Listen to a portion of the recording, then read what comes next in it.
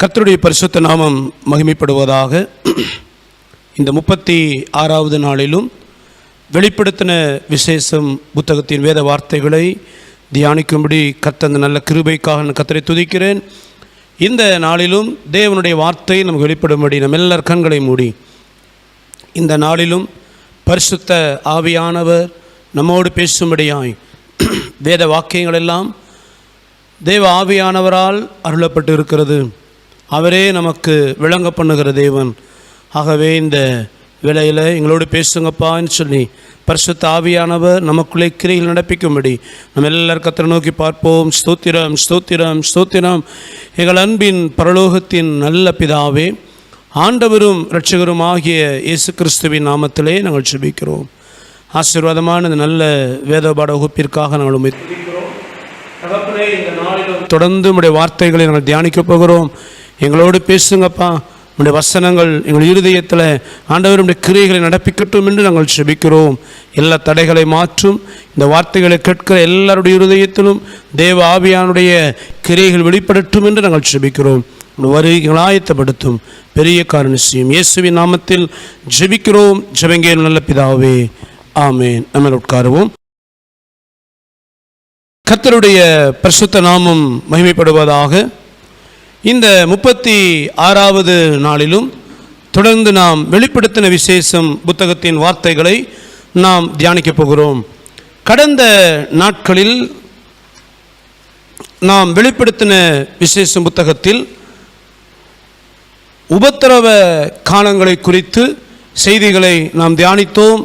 அதற்கு பின்பதாக கல்யாண விருந்து என்று சொல்லி ஆட்டுக்குட்டியான கல்யாணம் குறித்து நாம் தியானித்தோம். சபைக்கும் ஆண்டவராக இயேசு கிறிஸ்துவுக்கும் நடக்கிறதான இந்த மகிமையான ஆட்டுக்குட்டியான கல்யாணத்தை குறித்து நாம் தொடர்ந்து தியானித்தோம். இந்த நாளிலே வெளிப்படுத்தல் 19ஆம் அதிகாரத்தில் பகிரங்க வருகையும் அர்மகதோன் யுத்தமும் என்கிற தலைப்பிலே நாம் தொடர்ந்து வசனங்களை தியானிக்க போகிறோம். கடந்த நாளில் 19ஆம் அதிகாரம் முதல் 10 வசனங்களில் ஆட்டுக்குட்டியானவருடைய கல்யாணத்தை குறித்து நாம் தியானித்தோம். தொடர்ந்து 11ஆம் வசனத்திலிருந்து 21ஆம் வசனம் வரை இருக்கிற பகுதியை பகிரங்க வருகையும் அர்மகதோன் யுத்தமும் என்கிற தலைப்பிலே நாம் தியானிக்க போகிறோம். ஆண்டவராகிய இயேசு கிறிஸ்துனுடைய வருகை குறித்து வேதத்தில் வாசிக்கும் பொழுது, முதலாவது வருகை அவர் 2000 வருஷங்களுக்கு முன்பதாக இரட்சகராய் இந்த பூமிக்கு வந்தார்.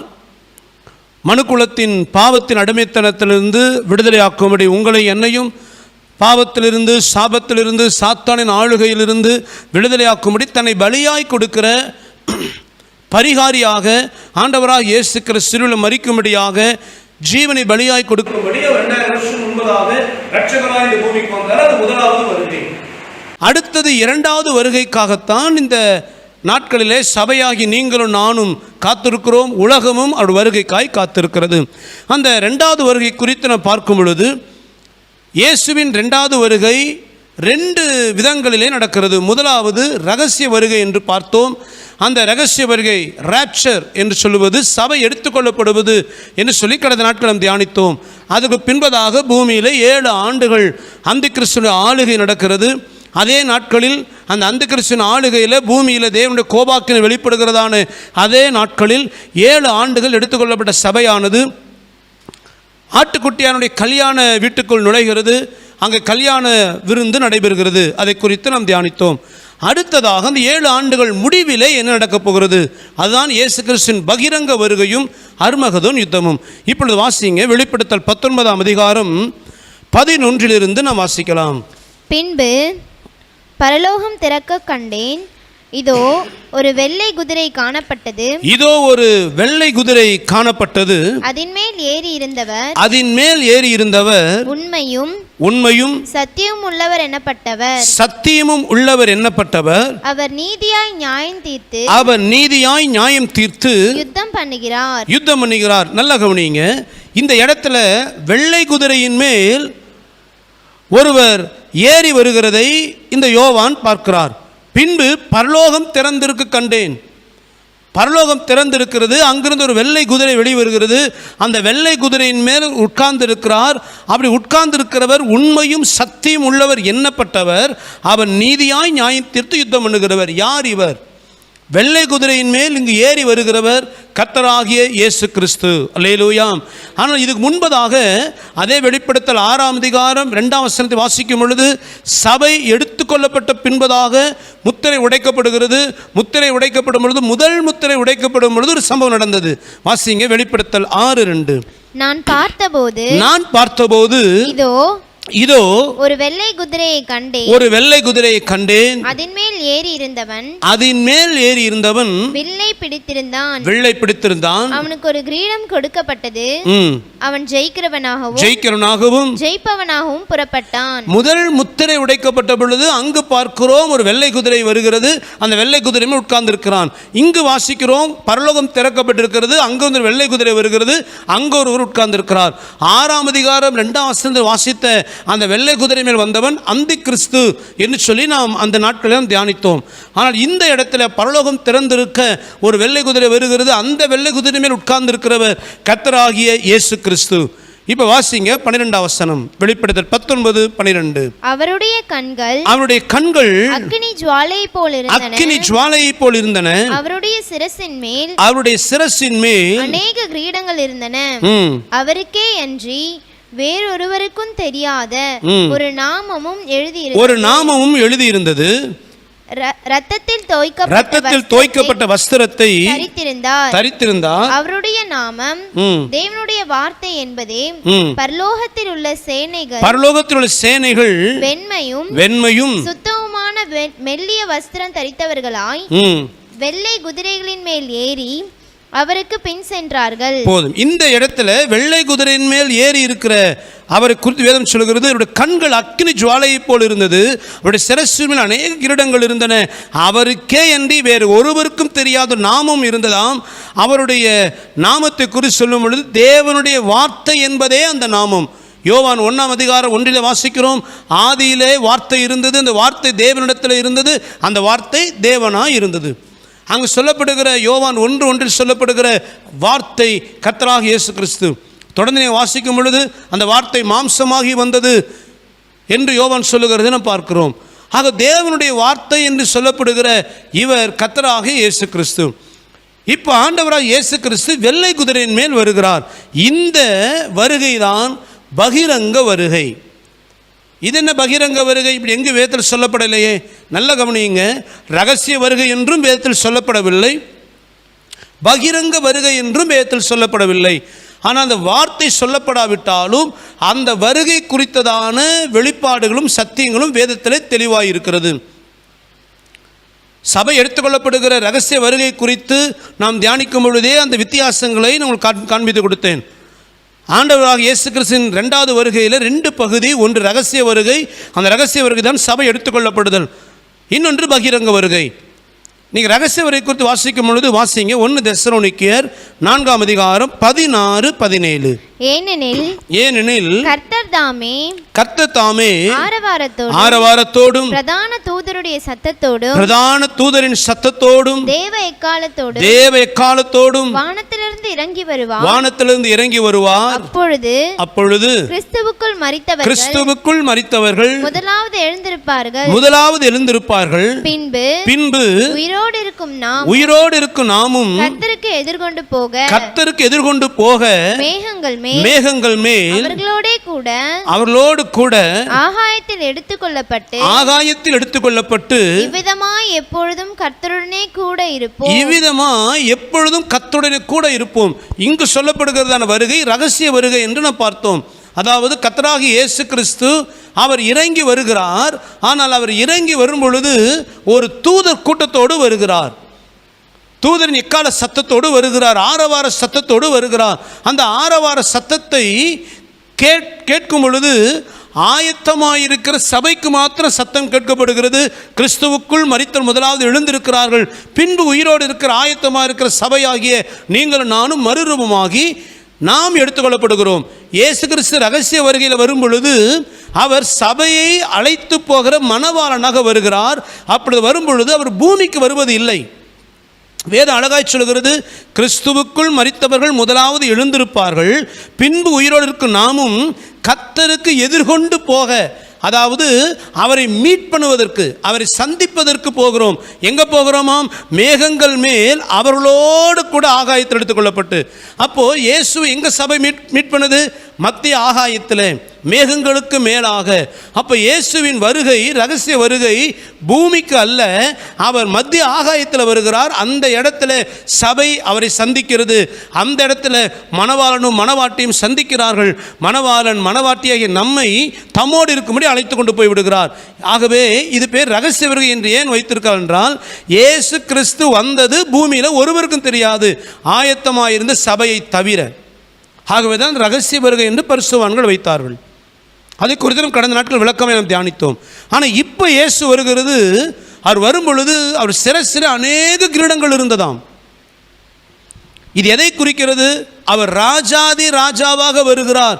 இப்பொழுது இயேசு இந்த 19ஆம் அதிகாரத்தில் வெள்ளை குதிரையில் மேல் வரும் பொழுது அவர் மணவாட்டி அழைத்து போகிற மணவாளனாக வரவில்லை, ராஜ்யம் பண்ண போகிற ராஜாவாக அவர் வருகிறார். அவர் எங்கு வருகிறார்? வாசிங்க, அப்போஸ்தலர் நடபடிகள் 1ஆம் அதிகாரம் 11-12 வசனத்தை வாசிக்கலாம். கலிலேயராகிய மனுஷரே, கலிலேயராகிய மனுஷரே, நீங்கள் ஏன் வானத்தை அண்ணாந்து பார்த்து நிற்கிறீர்கள்? ஏன் வானத்தில் அண்ணாந்து பார்த்து நிற்கிறீர்கள்? உங்களிடத்திலிருந்து வானத்திற்கு எடுத்துக்கொள்ளப்பட்ட, உங்களிடத்திலிருந்து வானத்திற்கு எடுத்துக்கொள்ளப்பட்ட இந்த இயேசுவானவர், இந்த இயேசுவானவர் எப்படி உங்கள் கண்களுக்கு முன்பாக, எப்படி உங்கள் கண்களுக்கு முன்பாக வானத்துக்கு எழுந்தருளி போனாரோ, வானத்துக்கு எழுந்தருளி போனாரோ, அப்படியே மறுபடியும் வருவார் என்றார். மறுபடியும் வருவார் என்றார்கள். அப்பொழுது அவர்கள் எருசலேமுக்கு சமீபமாய் ஒரு ஓய்வு நாள் பிரயாண தூரத்தில்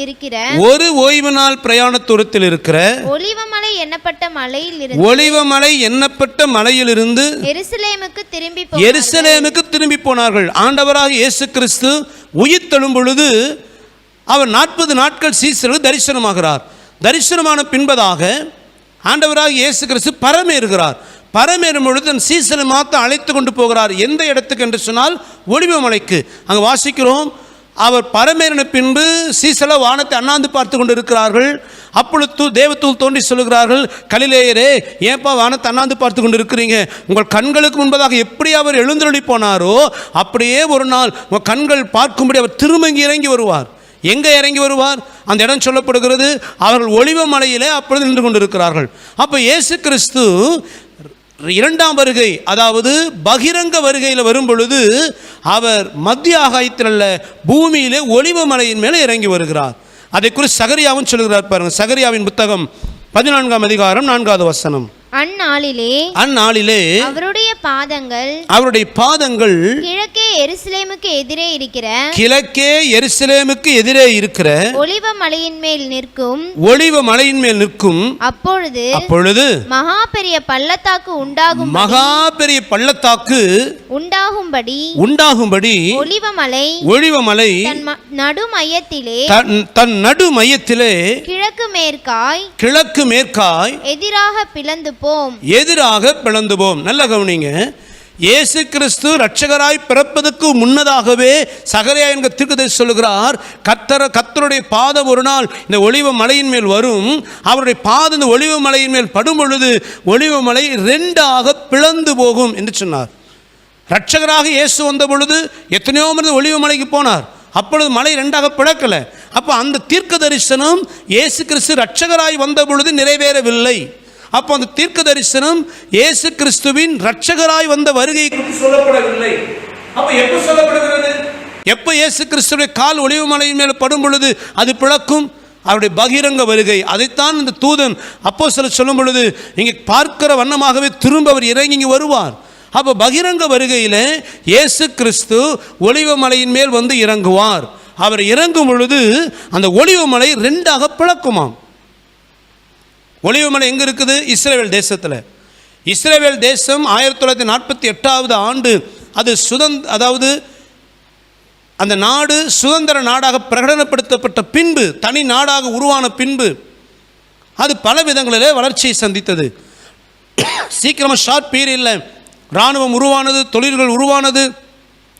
முழு உலகத்துக்கும் அது ஒரு சவால் விடுகிற அளவுக்கு ஒரு தேசமாக உருவானது. அப்படி உருவாகும் பொழுது பல விதங்களிலே இந்த இஸ்ரேல் நாடு வளர்ச்சி அடைந்தது. அப்படி வளரும் பொழுது ஒலிவ மலையில் அநேக டூரிஸ்ட் பிளேஸ் உருவாக்கினார்கள்.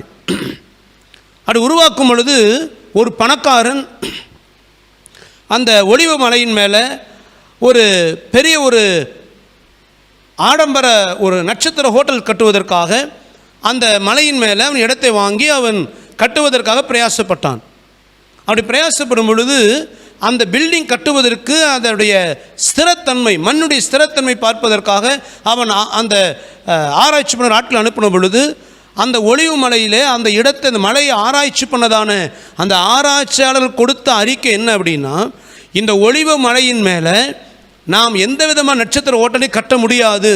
ஏன்னு சொன்னால் இந்த மலையினுடைய நடுப்பகுதியில் ஒரு விரிசல் உண்டாகி இருக்கிறது, ஒரு ஹாலோ, ஒரு வெற்றிடம் உண்டாகி கொண்டு இருக்கிறது. ஆகவே வெற்றிடம் அந்த மலை நடுவில் இருப்பதினால நம்ம மேலே பில்டிங் கட்டினா அது தாங்காது, பில்டிங் விழுந்துடும். இன்றைக்கு ஒலிவ மலையில் அது உள்பகுதியில் நடுப்பகுதியில் ஒரு விரிசல் உண்டாகி கொண்டு இருக்கிறதாம், ஒரு வெற்றிடம் உண்டாகி கொண்டு இருக்கிறதாம். இது எதை குறிக்கிறது? கர்த்தராக இயேசு கிறிஸ்து அந்த மலையின் மேலே அவர் கால்களை வைத்து இறங்கும் பொழுது அந்த ஒலிவ மலை ரெண்டாக பிளப்பதற்கு இப்பொழுதே மலை ஆயத்தமாகிவிட்டது. இது ஆராய்ச்சி சொன்ன அறிக்கை. ஆக ஒலிவ மலை இயேசு கிறிஸ்துவின் பாதம் தன் மேலே படுவதற்கு இப்பொழுதே ஆயத்தமாகிவிட்டது. இயேசு கிறிஸ்துவின் பகிரங்க வருகை மிகவும் சமீபம். இது இந்த பகிரங்க வருகை எப்போ இருக்குன்னா, சபை எடுத்துக்கொள்ளப்பட்ட பின்பு 7 ஆண்டுகள் பூமியில் அந்த கிறிஸ்துவின் ஆளுகை முடியும் பொழுது தான் பகிரங்க வருகை வரப்போகிறது. அப்படி வரப்போகிற பகிரங்க வருகை இப்போவே மலை ஆயத்தமாக இருக்கிறது என்றால், இயேசுவின் ரகசிய வருகை, சபை எடுத்துக்கொள்ளப்படுதல் எத்தனை சீக்கிரம், எத்தனை சமீபம் என்பதை உணர்ந்து, என் அருமையான தேவ ஜனமே, சபையாகி நீங்கள் நானும் எடுத்துக்கொள்ளப்படுவதற்கு ஆயத்தமாக இருக்க வேண்டியது அவசியம். அல்லேலூயா, அல்லேலூயா. சபை எடுத்துக்கொள்ளப்பட்ட பின்பு வரப்போகிற அந்த 7 ஆண்டுகள் கழித்து வரப்போகிற பகிரங்க வருகைக்கு ஒலிவ மலை கூட ஆயத்தமாகிவிட்டது. ஆகவே கர்த்தராகிய இயேசு கிறிஸ்து பகிரங்கமாக இறங்கி வரும் பொழுது அவர் மலையின் மேல் இறங்கி வருவார், ஒலிவ மலையின் மேல். அவர் ரகசிய வருகையில் வரும் பொழுது மத்திய ஆகாயத்தில் வருவார், தூதர் கூட்டத்தோடு வருவார். ஆனால் இப்போ அவர் பகிரங்க வருகையில் வரும் பொழுது தூதர் கூட்டத்தோடு வரவில்லை. அவர் யாரோட வருகிறார் என்றால் 14வது வசனத்தை வாசியுங்கள். வெளிப்படுத்தல் 19:14. பரலோகத்தில் உள்ள சேனைகள், பரலோகத்தில் உள்ள சேனைகள் வெண்மையும் சுத்தமுமான மெல்லிய வஸ்திரம் தரித்தவர்களாய் வெள்ளை குதிரைகளின் மேல் ஏறி அவருக்கு பின் சென்றார்கள். இப்போ பகிரங்க வருகையிலே இயேசு கிறிஸ்து வெள்ளை குதிரையிலே அவர் வருகிறார், ஒலிவ மலைக்கு இறங்கி வருகிறார்.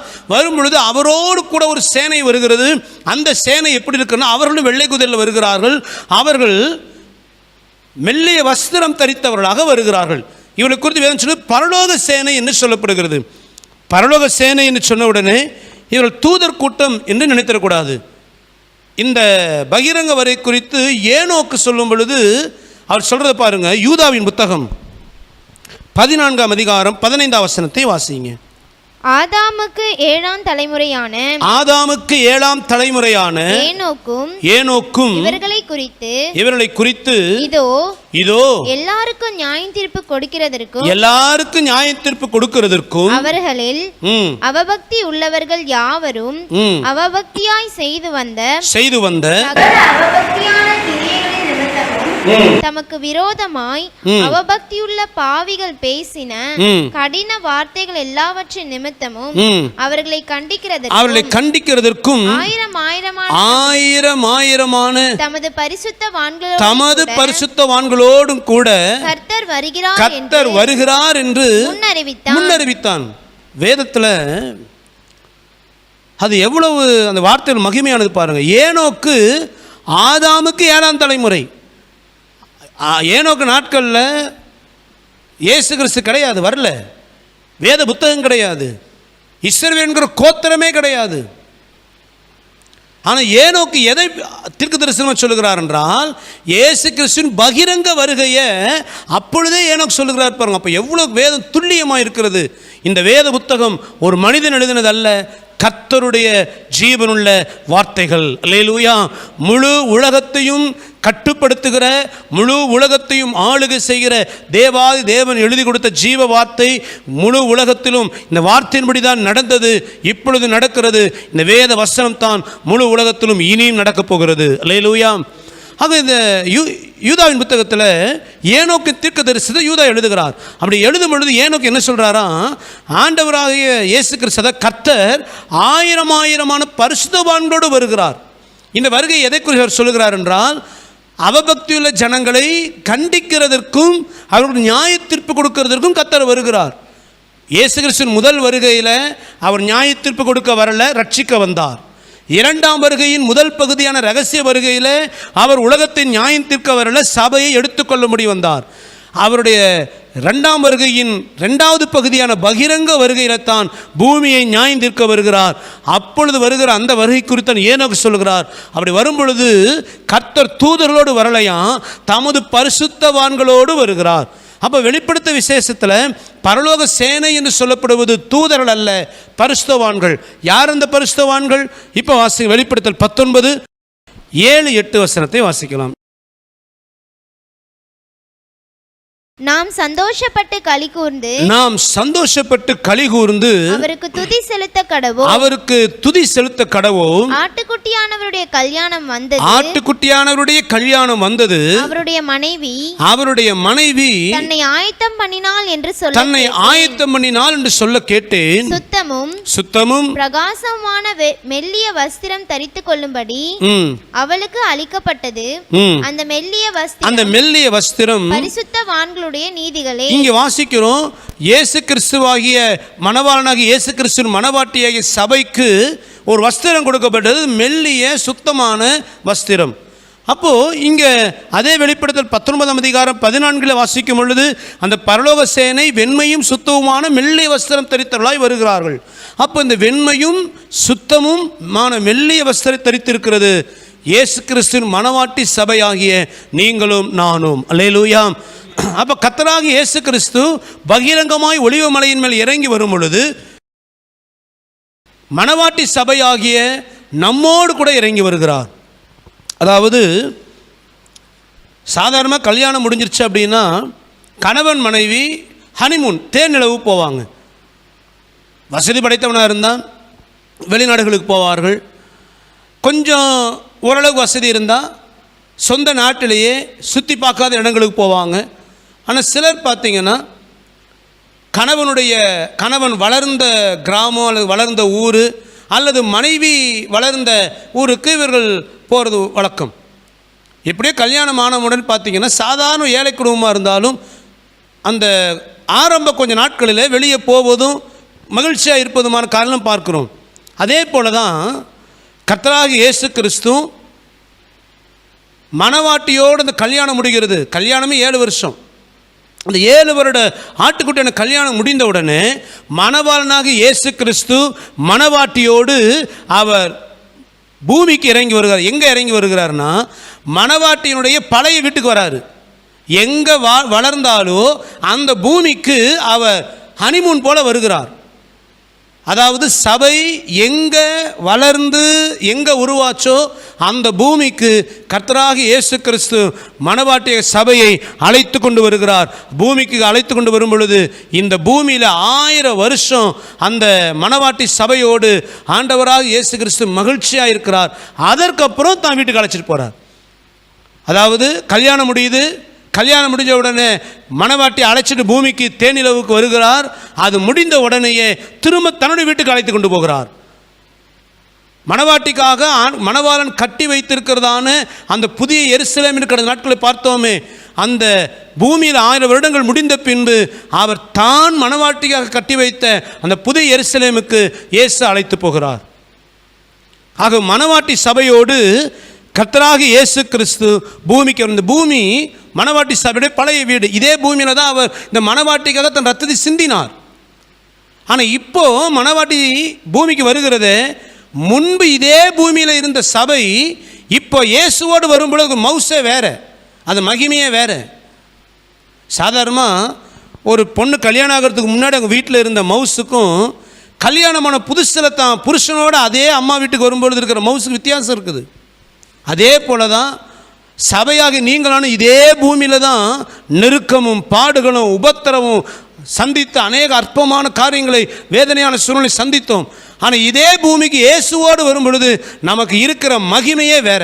லேலூயா, லேலூயா. எனக்கு அருமையானவர்களே, இந்த நாட்களில் வேதம் அழகாக சொல்லுகிறபடி அதி சீக்கிரத்தில் நீங்கும் இந்த லேசான உபத்திரவம் நமக்கு அதிகமான கனமகிமை உண்டாக்கும். எங்கே உபத்திரவப்பட்டோமோ, எங்கே பாடுபட்டோமோ, எங்கே வேதனைப்பட்டோமோ அதே பூமியில் மணவாளனாக இயேசுவுக்கு அருகில் இருக்கிற மணவாட்டிகளாக நீங்களும் நானும் ஆனந்த களிப்போடு மணவாளனோடு இந்த பூமியில் திரும்ப இருக்க போகிறோம். அல்லேலூயா. இதுதான் பகிரங்க வருகை. ஆக ரகசிய வருகை வேற, பகிரங்க வருகை வேற. ரகசிய வருகை இயேசு தூதர்களோடு வருகிறார். பகிரங்க வருகையிலே சபையோடு மணவாட்டியோடு வருகிறார். ரகசிய வருகையில் இயேசு மத்திய ஆகாயத்துக்கு வருகிறார். பகிரங்க வருகையில் இயேசு ஒலிவ மலையில் இறங்கி வருகிறார். ரகசிய வருகையில் சபையை அழைத்து போகும்படி வருகிறார். பகிரங்க வருகையில் சபையாகிய மணவாட்டியோடு அவர் வருகிறார். ஆக அது ரெண்டு வித்தியாசம் உண்டு. ஏதை சொல்கிறேன், எனக்கு அநேகர் குழப்பறது உண்டு. ரகசிய வருகையே கிடையாது, ஒரே வருகை தான் என்று அநேகர் குழப்புகிறதும் உண்டு. ஆக ரெண்டு வருகைக்கும் உள்ள வித்தியாசங்கள் வேத வசனத்தில் தெளிவாக உண்டு. ஏற்கனவே அநேக முறை இதை நாம் இந்த பைபிள் ஸ்டடி தியானித்திருக்கிறோம். ஆகவே பகிரங்க வருகையில் இயேசு கிறிஸ்து மணவாட்டி சபையோடு ஒலிவ மலைக்கு வருகிறார். வந்த பின்பு என்ன நடக்கிறது? அதுதான் அர்மகதோன் யுத்தம். அடுத்ததாக அர்மகதோன் யுத்தம். அதை வெளிப்படுத்தல் 19ஆம் அதிகாரம் 11 - 21 வரை அர்மகதோன் யுத்தத்தை குறித்து நாம் பார்க்கிறோம். வாசிங்க. 19ஆம் அதிகாரம் 11ஆம் வசனத்தை வாசிங்க. பின்பு பரலோகம் திறந்திருக்க கண்டேன். இதோ ஒரு வெள்ளை குதிரை காணப்பட்டது. ஒரு வெள்ளை குதிரை காணப்பட்டது. அதன் மேல் ஏறி இருந்தவர் உண்மையும் சத்தியம் உள்ளவர் எண்ணப்பட்டவர். அவர் நீதியாய் நியாயம் தீர்த்து யுத்தம் பண்ணுகிறார். எதற்காக? ஆண்டவராக இயேசு கிறிஸ்து ராஜாதி ராஜாவாக தன் மணவாட்டி அழைத்து கொண்டு அவர் ஒலிவ மலைக்கு இறங்கி வருகிறார். எதுக்கு பகிரங்கமாக வருகிறார்? யுத்தம் பண்ணவும் நியாயம் தீர்க்கவும் வருகிறார். அந்த யுத்தத்துக்கு பேர் தான் அர்மகதோன் யுத்தம். ஏன் அர்மகதோன் யுத்தம் என்று பெயர் வைத்தது? அதன் விளக்கமாய் பார்க்க போகிறோம். ஆக இயேசு கிறிஸ்து பகிரங்கமாய் தன் மணவாட்டியை அழைத்து கொண்டு பூமிக்கு வரும் பொழுது ஒரு யுத்தம் நடக்கிறது. அந்த யுத்தம் முடிந்த பின்பதாக தான் 1000 வருட பூமியை அவர் ஆளுகை செய்ய போகிறார். வாசிங்க 15ஆம் வசனத்தை வாசிங்க. புறஜாதிகளை வெட்டும்படிக்கு அவருடைய வாயிலிருந்து கூர்மையான பட்டயம் புறப்படுகிறது. இருப்பு கோலால் அவர்களை அரசாளுவார். அவர் சர்வ வல்லமையுள்ள தேவனுடைய உக்கிர கோபமாகிய மதுவுள்ள ஆலையை மிதிக்கிறார். ஆக கர்த்தராகிய இயேசு கிறிஸ்து பெரிய யுத்தத்துக்கு ஆயத்தத்தோடு வருகிறார். ஒரு பெரிய யுத்தம், புறஜாதிகளை வெட்டும்படியாக வருகிறார். அவர் தேவனுடைய உக்கிர கோபாக்கினியாகிய அந்த ஆலையை மிதிக்கும்படியாக வருகிறார். அதாவது ஒரு தேசம் இன்னொரு தேசத்தோடு யுத்தம் பண்ணாலே பெரிய அழிவு. இதுவரைக்கும் உலகத்தில் அநேக யுத்தம் நடந்தது. ஆனால் உலகப்போர், வேர்ல்டு வார் என்று சொல்லும் பொழுது 2 உலக மகா யுத்தம் நடந்தது. அவர்கள் பெரிய சேதங்களை பார்த்திருக்கிறோம். ஆனால் இங்கு நடக்கிற யுத்தம் தேவாதி தேவனே யுத்தம் பண்ணுகிறார். அப்போ அந்த சேதம் எவ்வளவு இருக்கும் யோசித்து பாருங்க. யாரோட யுத்தம் பண்ணுகிறார்? அந்த கிறிஸ்துவோடும் அவருடைய கூட்டணி ராஜ்யங்களோடும் யுத்தம் பண்ணுகிறார். அதுதான் அர்மகதோன் யுத்தம். வேதத்தில் கடைசி நாட்களில், அதாவது சபை எடுத்துக்கொள்ளப்பட்ட பின்பு 2 விதமான யுத்தங்களை குறித்து வெளிப்படத்தில் சொல்லப்படுகிறது. ஒன்று அர்மகதோன் யுத்தம், 2 கோகு மாகோகு யுத்தம்.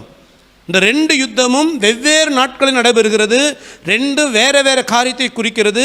2ஐயும் நம்ம குழப்பிக் கொள்ளக்கூடாது. இப்போ நம்ம பார்க்கிறது அர்மகதோன் யுத்தம். இன்னைக்கு அநேகர் இந்த அர்மகதோன் யுத்தத்தையும் கோகு மாகோகு யுத்தத்தையும் குழப்பிக் கொள்கிறார்கள், வித்தியாசம் விளக்கங்களை கொடுக்கிறார்கள். ஆக வசனத்தை வைத்து நாம் சரியாய் விளங்கிக் கொள்ள வேண்டியது அவசியம்.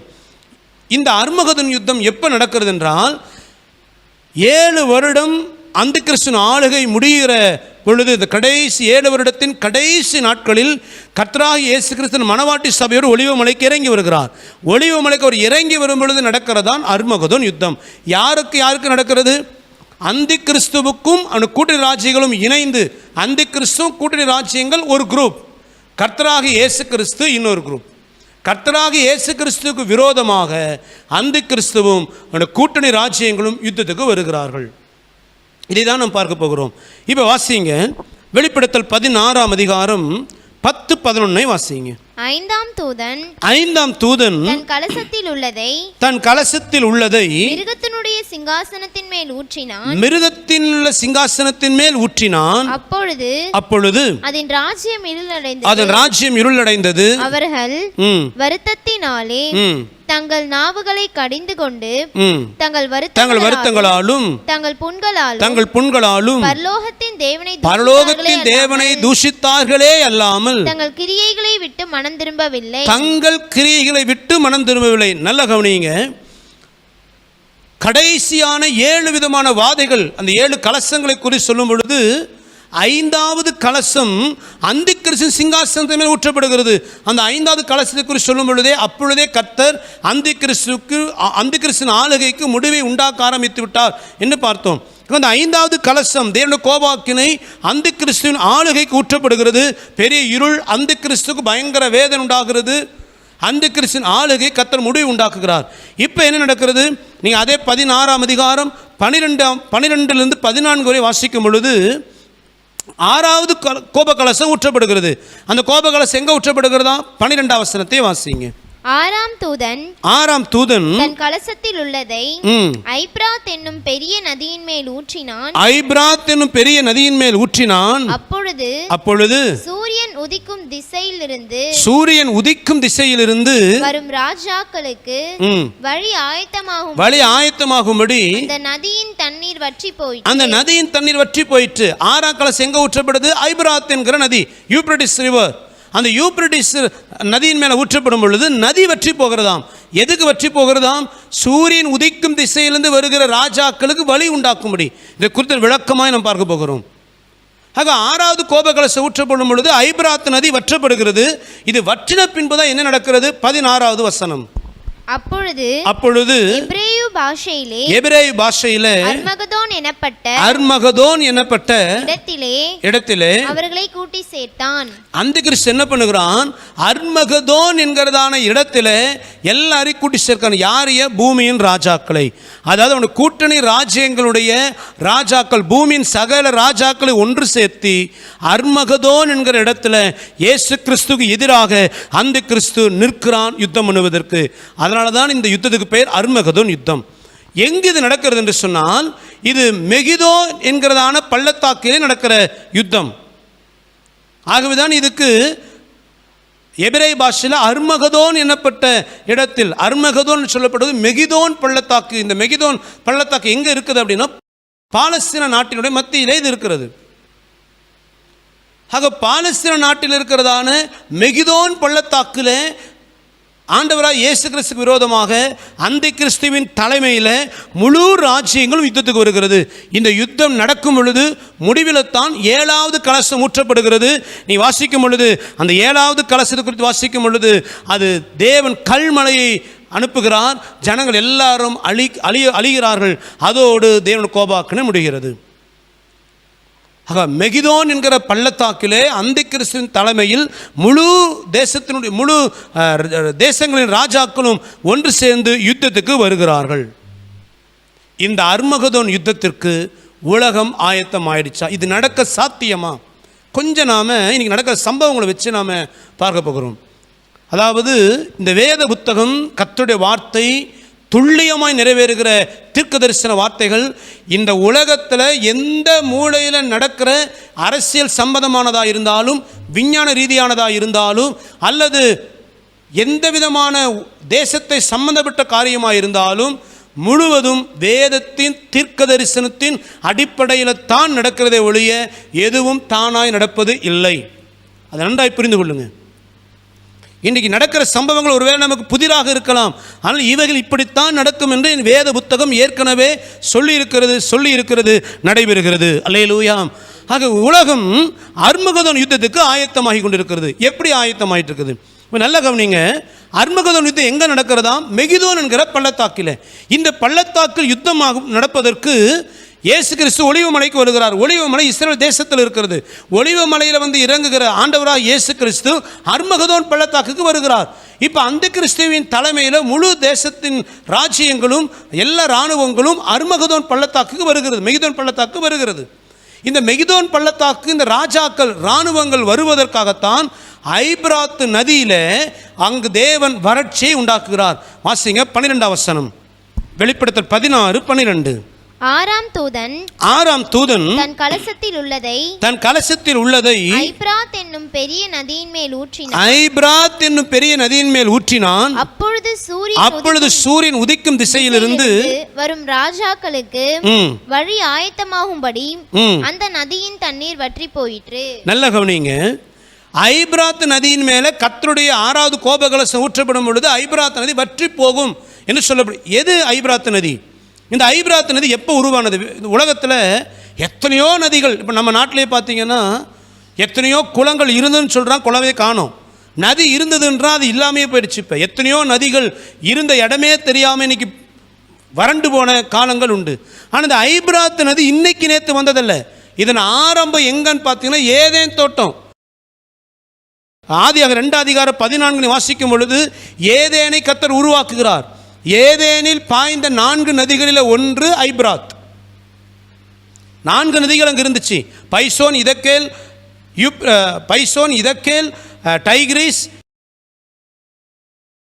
ஐபிராத் நதி. இந்த ஐபிராத்தும் டைக்ரிஸ் மட்டும்தான் இப்போ இருக்குது. அந்த இதக்கேல் என்கிற நதியும் பைசோன் நதியும் இப்போ இல்லை. ஆனால் இந்த ஐபிராத் நதி ஏறக்குறைய 6000 வருடங்களாய் ஜீவ நதியாய் இப்பொழுதும் இருக்கிற அந்த நதி 6000 வருஷமும் எத்தனையோ காரியங்கள் நீங்கள் பார்த்தீங்கன்னா ஏதேன் தோட்டம் ஆண்ட உண்டாக்குன பின்பதாக நோவா காலத்தில் முழு உலகத்தையும் அவர் ஜலப்பிரளயத்தினால் அழித்து போட்டார். அப்பொழுது பூகோள அமைப்புகள் எல்லாம் மாறிப்போச்சு, எல்லாம் முழு பூமி மூடினது. ஆனால் இந்த ஐபிராத் நதி அப்பொழுதும் வற்றி போகலை. அதற்கு பின்பதாக எத்தனையோ ஜலப்பிரளயங்கள், எத்தனையோ பூமி அதிர்ச்சி, எத்தனையோ விதமான வித்தியாசமான காரியங்கள். சில நேரங்களில் பல 1000 வருடங்களுக்கு முன்பு இருந்த எத்தனையோ தேசங்கள் இன்றைக்கு கிடையாது. நாம் கூட அடிக்கடி பார்ப்போம் குமரிகண்டம், லெமுரி கண்டம், இதெல்லாம் நம்ம பார்க்குறோம். இதெல்லாம் அழிஞ்சு போயிடுச்சு, பூமி கீழே இருக்குது. இப்போ தொல்பொருள் ஆராய்ச்சியாளர் பண்ணும் பொழுது இங்கே நதி இருந்துச்சு, இங்கே ஒரு நகரமே இருந்துச்சு, என்னெல்லாம் பூமி கீழே எடுக்கிறாங்க.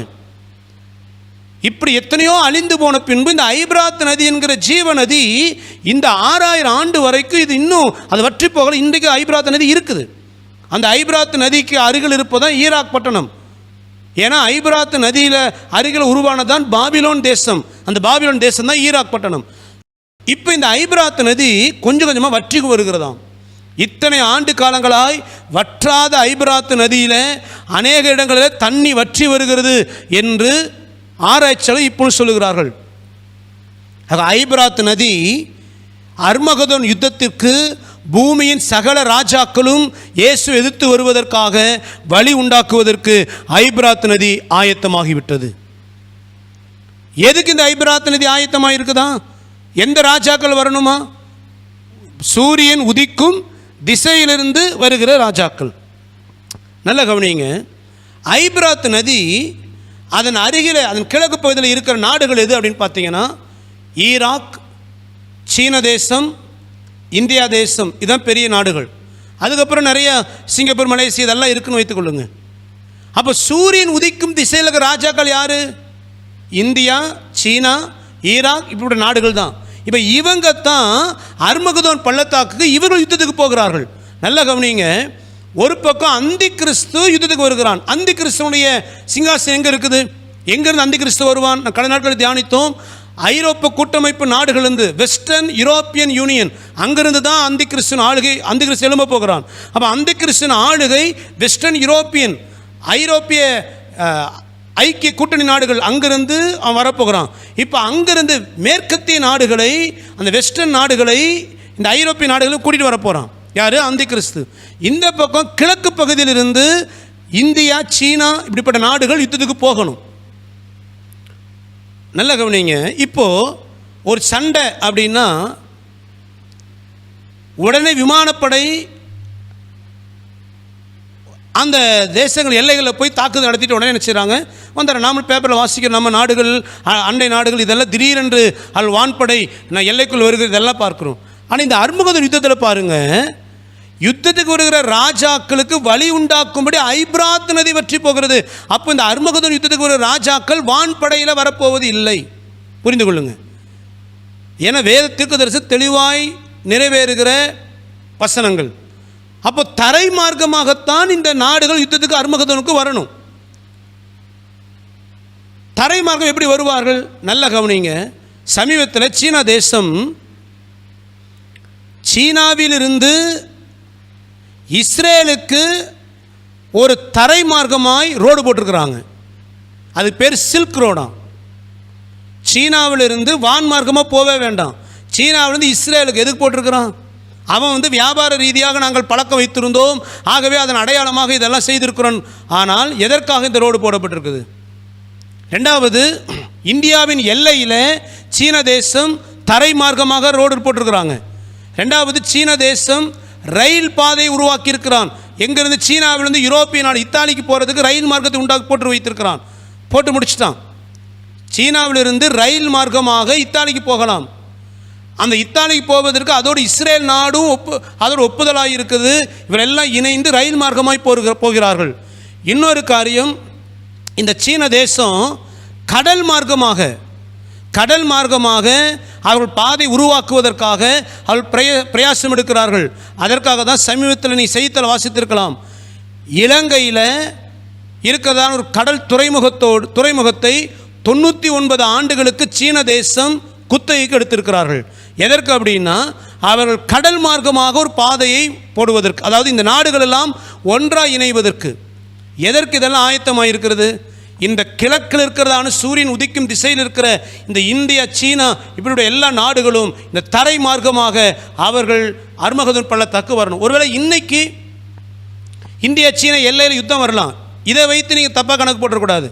இன்னைக்கு இந்தியாவுக்கும் சீனாவுக்கும் யுத்த ஒரு பதற்றங்கள், ஒருவேளை பொருளாதார ரீதியாகவோ இராணுவ ரீதியாகவோ அல்லது எல்லை பிரச்சனை இப்படியெல்லாம் இருக்கலாம். ஆனால் இந்த நாட்களில், அந்த கிறிஸ்துவின் நாட்களில் இந்தியாவும் சீனாவும் இணைந்து தான்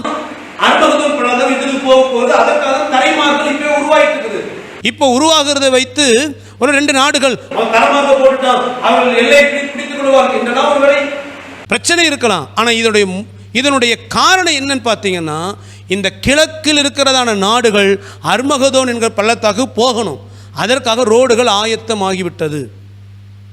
ஏங்க, வான்வெளியில் யுத்தம் பண்ணுவதற்கு இன்னைக்கு எத்தனையோ ஆயுதங்கள். நம்ம நாடு கூட இப்போ ரபேல் விமானம் என்கிற போர் விமானத்தை விலைக்கு வாங்கினார்கள்.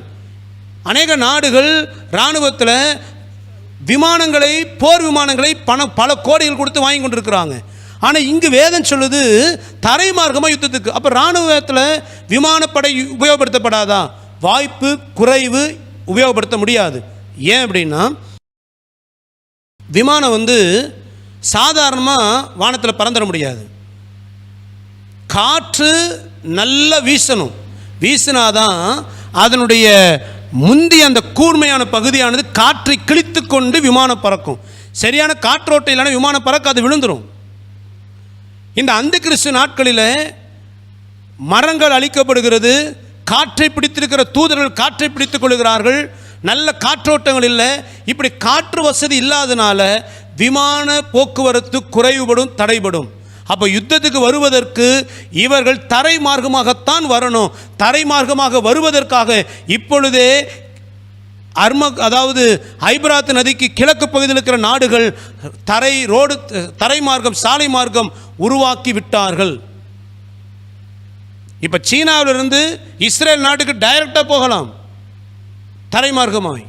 இதெல்லாம் எதற்கு அப்படின்னா, அர்மகதோன் யுத்தத்திற்கு உலகம் ஆயத்தமாய் கொண்டிருக்கிறது. அல்லேலூயா, அல்லேலூயா.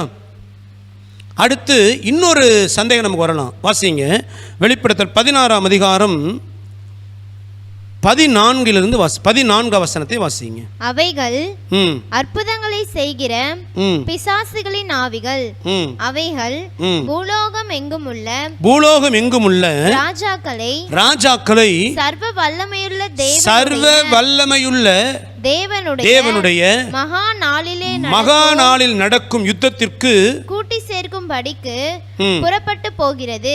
16வது வசனத்தை வாசிங்க. அப்பொழுது எபிரேயு பாஷையிலே அர்மகதோன் எனப்பட்ட இடத்திலே அவர்களை கூட்டி சேர்த்தான். நல்ல கவனிங்க.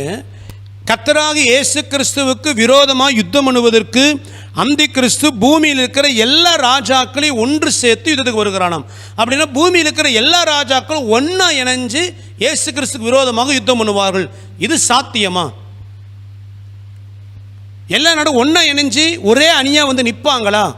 இன்றைக்கி சூழ்நிலை பார்த்தீங்கன்னா தென்கொரியா வடகொரியா ஒன்றா இணைய மாட்டாங்க. இப்போ அமெரிக்காவுக்கும் சீனாவுக்கும் பகை முற்றி கொண்டு இருக்கிறது. இந்தியாவும் பாகிஸ்தானும் பரம எதிரினே சொல்லப்படுகிறது. இப்போ இப்படி இருக்கிற சூழ்நிலையில் இந்த நாடுகள்லாம் எப்படி ஒரே அணியில் வந்து இணையும்? இந்தியா பாகிஸ்தான் எப்பொழுதுமே அது பிரச்சனை. பல ஆண்டுகளாக சுதந்திரம் வாங்கினதிலிருந்து இதுவரைக்கும் பேச்சுவார்த்தை நடந்துட்டு தான் இருக்குது. காஷ்மீர் பிரச்சனை. அந்த இந்தியாவும் பாகிஸ்தானும் ஒரே டீமாக ஒன்றை கைகோத்து நிற்பாங்களா? இப்போ இருக்கிற சூழ்நிலையில் நிற்க முடியுமா? தென்கொரியா வடகொரியா எப்பொழுதுமே எதிர் துருவங்கள். இப்போ அமெரிக்கா சீனா, இப்போ ரஷ்யாவுக்கு ஜெர்மனிக்கு பகை. இப்படி நாடுகள் ஒன்றுக்கு ஒன்று பகையாக இருக்கும்போது எப்படி இந்த நாடுகள் ஒன்றா இணைந்து அர்மகதோன் யுத்தத்துக்கு இயேசுவுக்கு எதிராக வந்து நிற்பார்கள்? வாய்ப்பு இருக்குதா? இருக்கு. எப்படி அப்படின்னா இந்த அந்தி கிறிஸ்து எப்படி இந்த நாடுகளை ஒன்று சேர்க்கிறானாம்? 13வது வசனத்தை வாசிங்க. அப்பொழுது வலு சர்ப்பத்தின் வாயிலும் மிருகத்தின் வாயிலும் கள்ள தீர்க்கதரிசியின் வாயிலும் இருந்து தவளைகளுக்கு ஒப்பான மூன்று அசுத்த ஆவிகள் புறப்பட்டு வர கண்டேன். அவைகள் அற்புதங்களை செய்கிற பிசாசுகளின் ஆவிகள். அவைகள் பூலோகம் எங்கும் உள்ள ராஜாக்களை சர்வ வல்லமையுள்ள தேவனுடைய மகா நாளில் நடக்கும் யுத்தத்திற்கு கூட்டி சேர்க்கும் புறப்பட்டு போகிறது. நல்லா கவனிங்க. எப்படி இந்த அந்தி கிறிஸ்து வந்து பூமியின் சகல ராஜாக்களை ஒன்று சேர்ப்பான்? இப்போ என்னதான் சேர்த்தாலும் இந்த தேசங்கள் ஒன்றா இணையாது. அவ்வளோ பிரச்சனை இருக்குது. ஒரு நாட்டுக்கு பயங்கர பிரச்சனை. எப்படி அந்தி கிறிஸ்து இந்த பூமியின் எல்லா ராஜாக்களும் ஒன்றா சேர்த்து இயேசு விரோதமாக கொண்டு வருவானாம்? வேதம் சொல்லுகிறது, வலு சர்ப்பம், அந்தி கிறிஸ்து, கள்ள தீர்க்கதரிசி, இந்த 3 பேரின் வாயிலிருந்து தவளை கொப்பான 3 அசுத்த ஆவிகள் புறப்படுகிறதாம். இந்த அசுத்த ஆவி என்ன செய்கிறதா? எல்லா ராஜாக்களையும் வஞ்சித்து ஒன்றா. அப்போ என்ன சொல்லி வஞ்சித்திருப்பான்? என்ன சொல்லியிருந்தா எல்லா ராஜாக்களும் ஒன்றா இணைவாங்க? ஒன்று கூட எதிர் புதிராக இருக்கிற நாடுகள் எப்படி ஒன்றா இணைஞ்சி இந்த அந்தி கிறிஸ்துவின் வார்த்தையை கேட்டு இயேசுக்கு எதிராக வருவார்கள்? அதற்கு இப்பவே அந்தி கிறிஸ்து ஆயத்தமாக்கி கொண்டிருக்கிறான். எப்படி? அப்படி நல்ல கவனிங்க. வேற்று கிரக வாசிகள், இது நம்ம அதிகமாக கேள்விப்பட்டிருப்போம். ஏலியன்ஸ் என்று சொல்லுவார்கள். இப்போ சமீப காலமாய் பார்த்தீங்கன்னா சின்ன பிள்ளைங்க பார்க்குற கார்ட்டூன்ஸ் ஃபிலிமாக இருந்தாலும் சரி, அல்லது இங்கிலீஷ் மூவியாக இருந்தாலும் சரி, அதிகமாக இந்த ஏலியன்ஸ் வைத்து அதிகமாக இப்பொழுது படங்கள் வருகிறது. யார் இந்த ஏலியன்ஸ் என்று? ஏலியன்ஸ் இருக்கிறார்களா? நல்லா கவனித்துக் கொள்ளுங்க. பூமியில் மனிதர்கள் வாழும்படி கர்த்தர் பூமியை உருவாக்கினார். இதை விட்டுட்டீங்கன்னா பரலோகத்திலே தேவாதி தேவனும் தேவ தூதர்களும் இருக்கிறார்கள். அடுத்து பரதீசில பரிசுத்தவான்கள் ஆத்துமாக்கள் இளைப்பாரி கொண்டிருக்கிறது. அடுத்து பாதாளத்தில் துன்மார்க்கருடைய ஆத்துமாக்கள் வேதனைப்பட்டு கொண்டிருக்கிறது. இது இல்லாமல் ஆகாய பிரபுவாகிய அசுத்த ஆவிகளுடைய ஆளுகை ஆகாயத்தில் உண்டு. இவ்வளவுதான். இதை தவிர வேற எந்த கிரகத்திலும் மனிதர்களோ ஜீவன்களோ இல்லை. ஏனென்றால் வேதம் அப்படி நமக்கு என்ன செய்யலை, சொல்லலை. ஆனால் இப்போது புதுசாக என்ன உருவாக்கி கொண்டிருக்கிறாங்க? ஏலியன்ஸ். இந்த ஏலியன்ஸ் யாருன்னு சொல்லுகிறாங்க? வேற்று கிரகவாசிகள். இந்த வேற்று கிரகவாசிகளுடைய என்னவா? பூமியை பிடிக்கணுமா? இப்போ நீங்கள் பார்த்தீங்கன்னா சின்ன பிள்ளைங்க பார்க்குற கார்ட்டூன்ஸாக இருந்தாலும் சரி, இங்கிலீஷ் மூவியாக இருந்தாலும் சரி, வருகிற மீடியாக்களில் வருகிற அநேக படங்கள், இந்த கார்ட்டூன்ஸ் இதெல்லாம் பார்த்தீங்கன்னா எப்படி கிரியேட் பண்ணுறாங்கன்னா, ஏலியன்ஸ் என்கிற அந்த வேற்று கிரகவாசிகள் பூமி பிடிக்க வருவாங்க. பூமி இவங்க பிடிக்க வராங்க உடனே எல்லா மனிதர்களும் ஒன்று சேர்ந்து ஏலியன்ஸை எதிர்ப்பாங்க. அந்த ஏலியன்ஸை எதிர்த்து பூமியை காப்பாற்றுவார்கள். இப்போ இருக்கிற இன்டர்நெட் கேம்ஸாக இருந்தாலும் சரி, நல்லா கவனித்து பாருங்கள். இப்போது முதல்ல பார்த்தீங்கன்னா கேம்ஸ் பார்த்தீங்கன்னா எங்கேயாவது பிள்ளை மூலையில் உட்காந்துக்கிட்டு பில்டிங் கட்டுற மாதிரி கேம்ஸ் விளையாண்டுக்கிட்டு இருக்கும். இப்போ கேம்ஸ் பார்த்தீங்கன்னா முகமே தெரியாத ஒரு குரூப் சேர்ந்து விளையாடுறாங்க இல்லையா? நாம் நினைக்கிறோம் என்டர்டெயின்மெண்ட்டுன்னு. இது பிசாசனுடைய வஞ்சகம். யாருன்னே தெரியாத, முகமே அறியாத ஒரு டீம் இன்னைக்கு சேர்ந்து கொண்டு யாரோ ஒருவரை எதிர்க்கிறார்கள். என்ன அந்த கான்செப்ட் என்னன்னு பார்த்தீங்கன்னா, அவர்கள் எதிராளிகள்.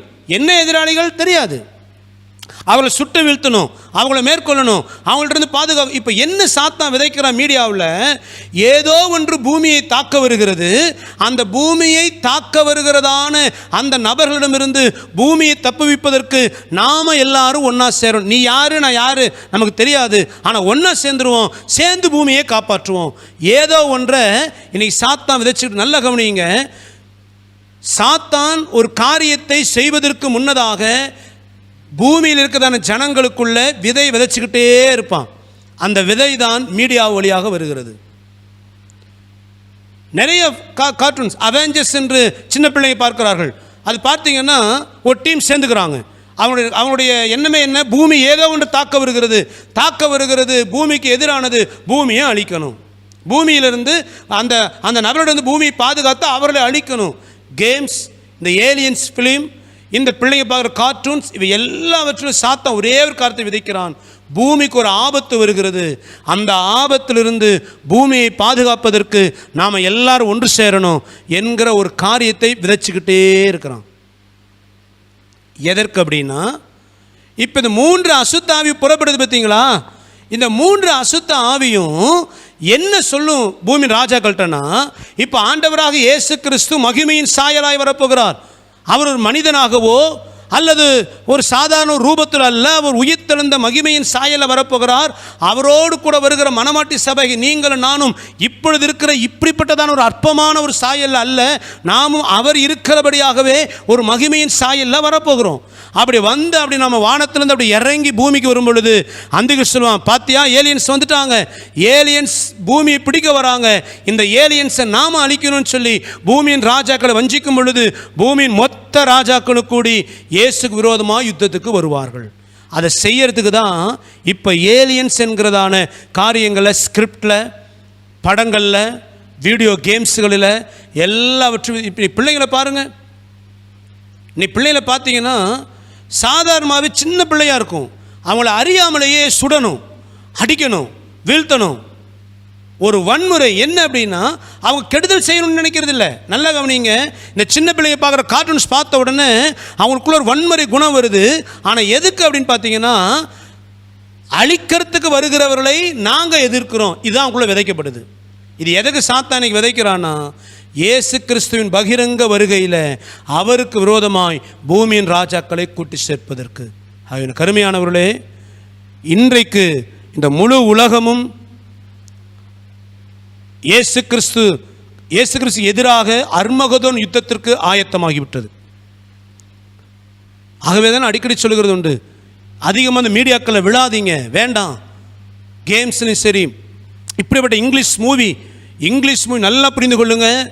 சாத்தானுடைய கையில் ஒரு பெரிய ஒரு பொக்கிஷமாக இருக்கிறது இங்கிலீஷ் மூவி. எதெல்லாம் தன்னுடைய சரக்கை விதைக்கணுமோ அதுக்கெல்லாம் எடுத்துக்கொண்டிருக்கிறான்.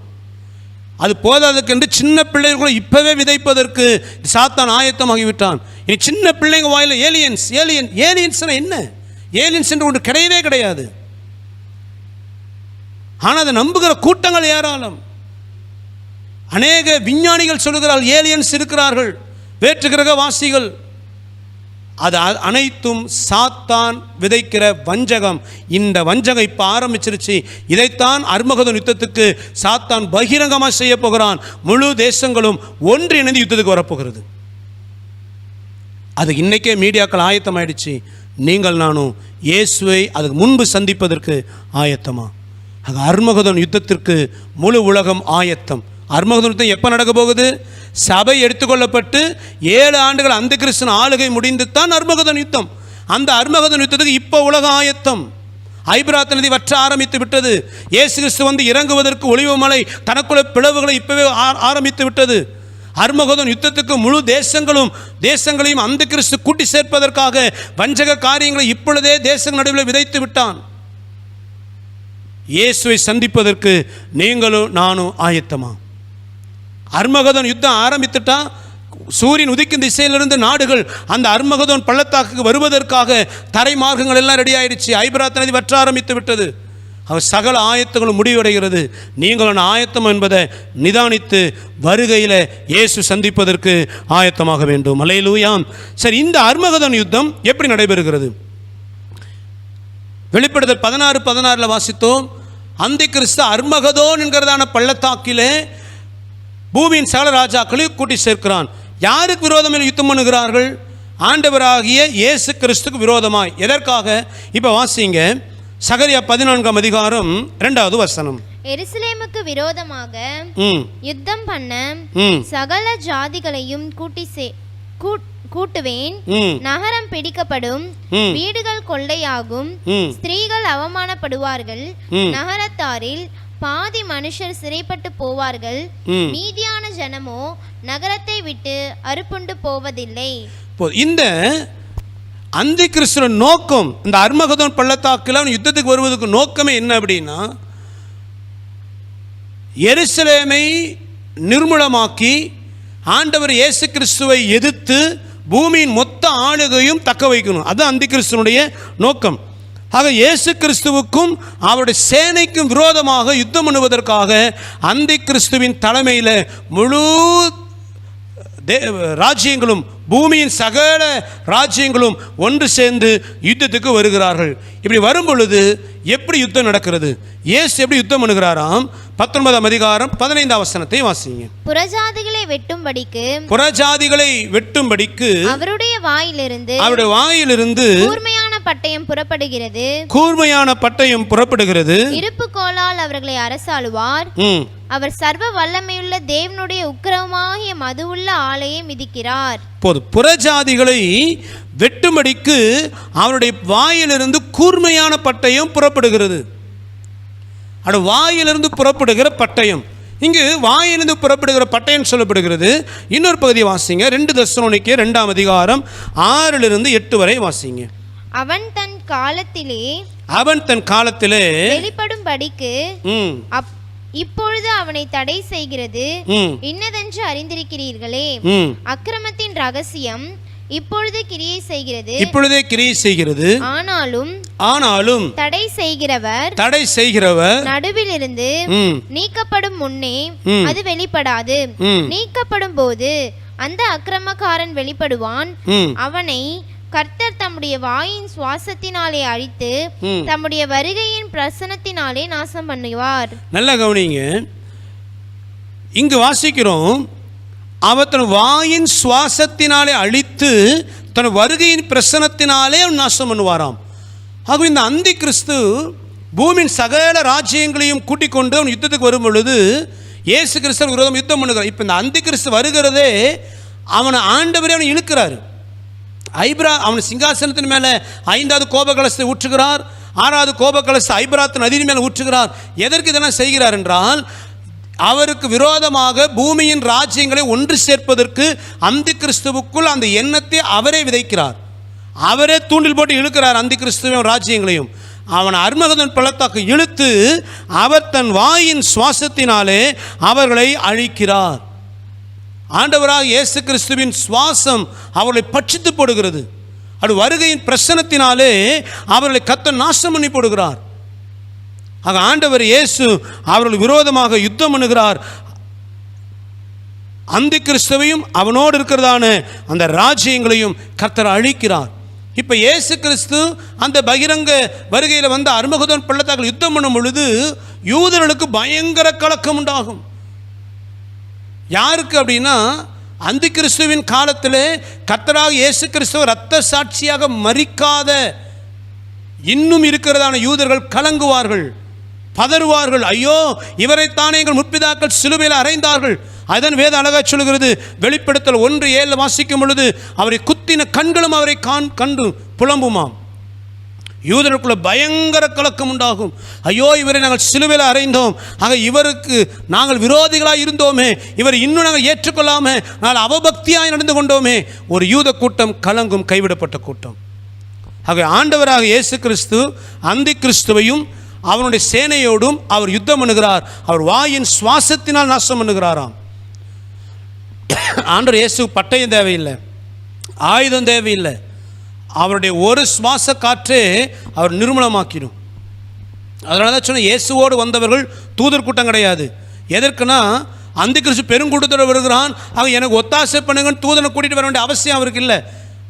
ஒரு தூதன் வந்தாலும் 185,000 பேர் அவன் சங்காரம் பண்ணிடுவான். ஆண்டவர் தூதர் கூட்டம் தேவையில்லை. அதனால தான் அவர் மனவாட்டியோடு வந்து சேர்ந்தார். அவருடைய வாயின் சுவாசத்தினால் அந்தி கிறிஸ்துவையும் அவன் சேனைகளையும் அவர் அழிக்கிறாராம். அது எப்படி செய்கிறாராம்? சகரியாவில் வாசிக்கிறோம், வாசிங்க. சகரியா 14ஆம் அதிகாரம் 6வது வசனம்.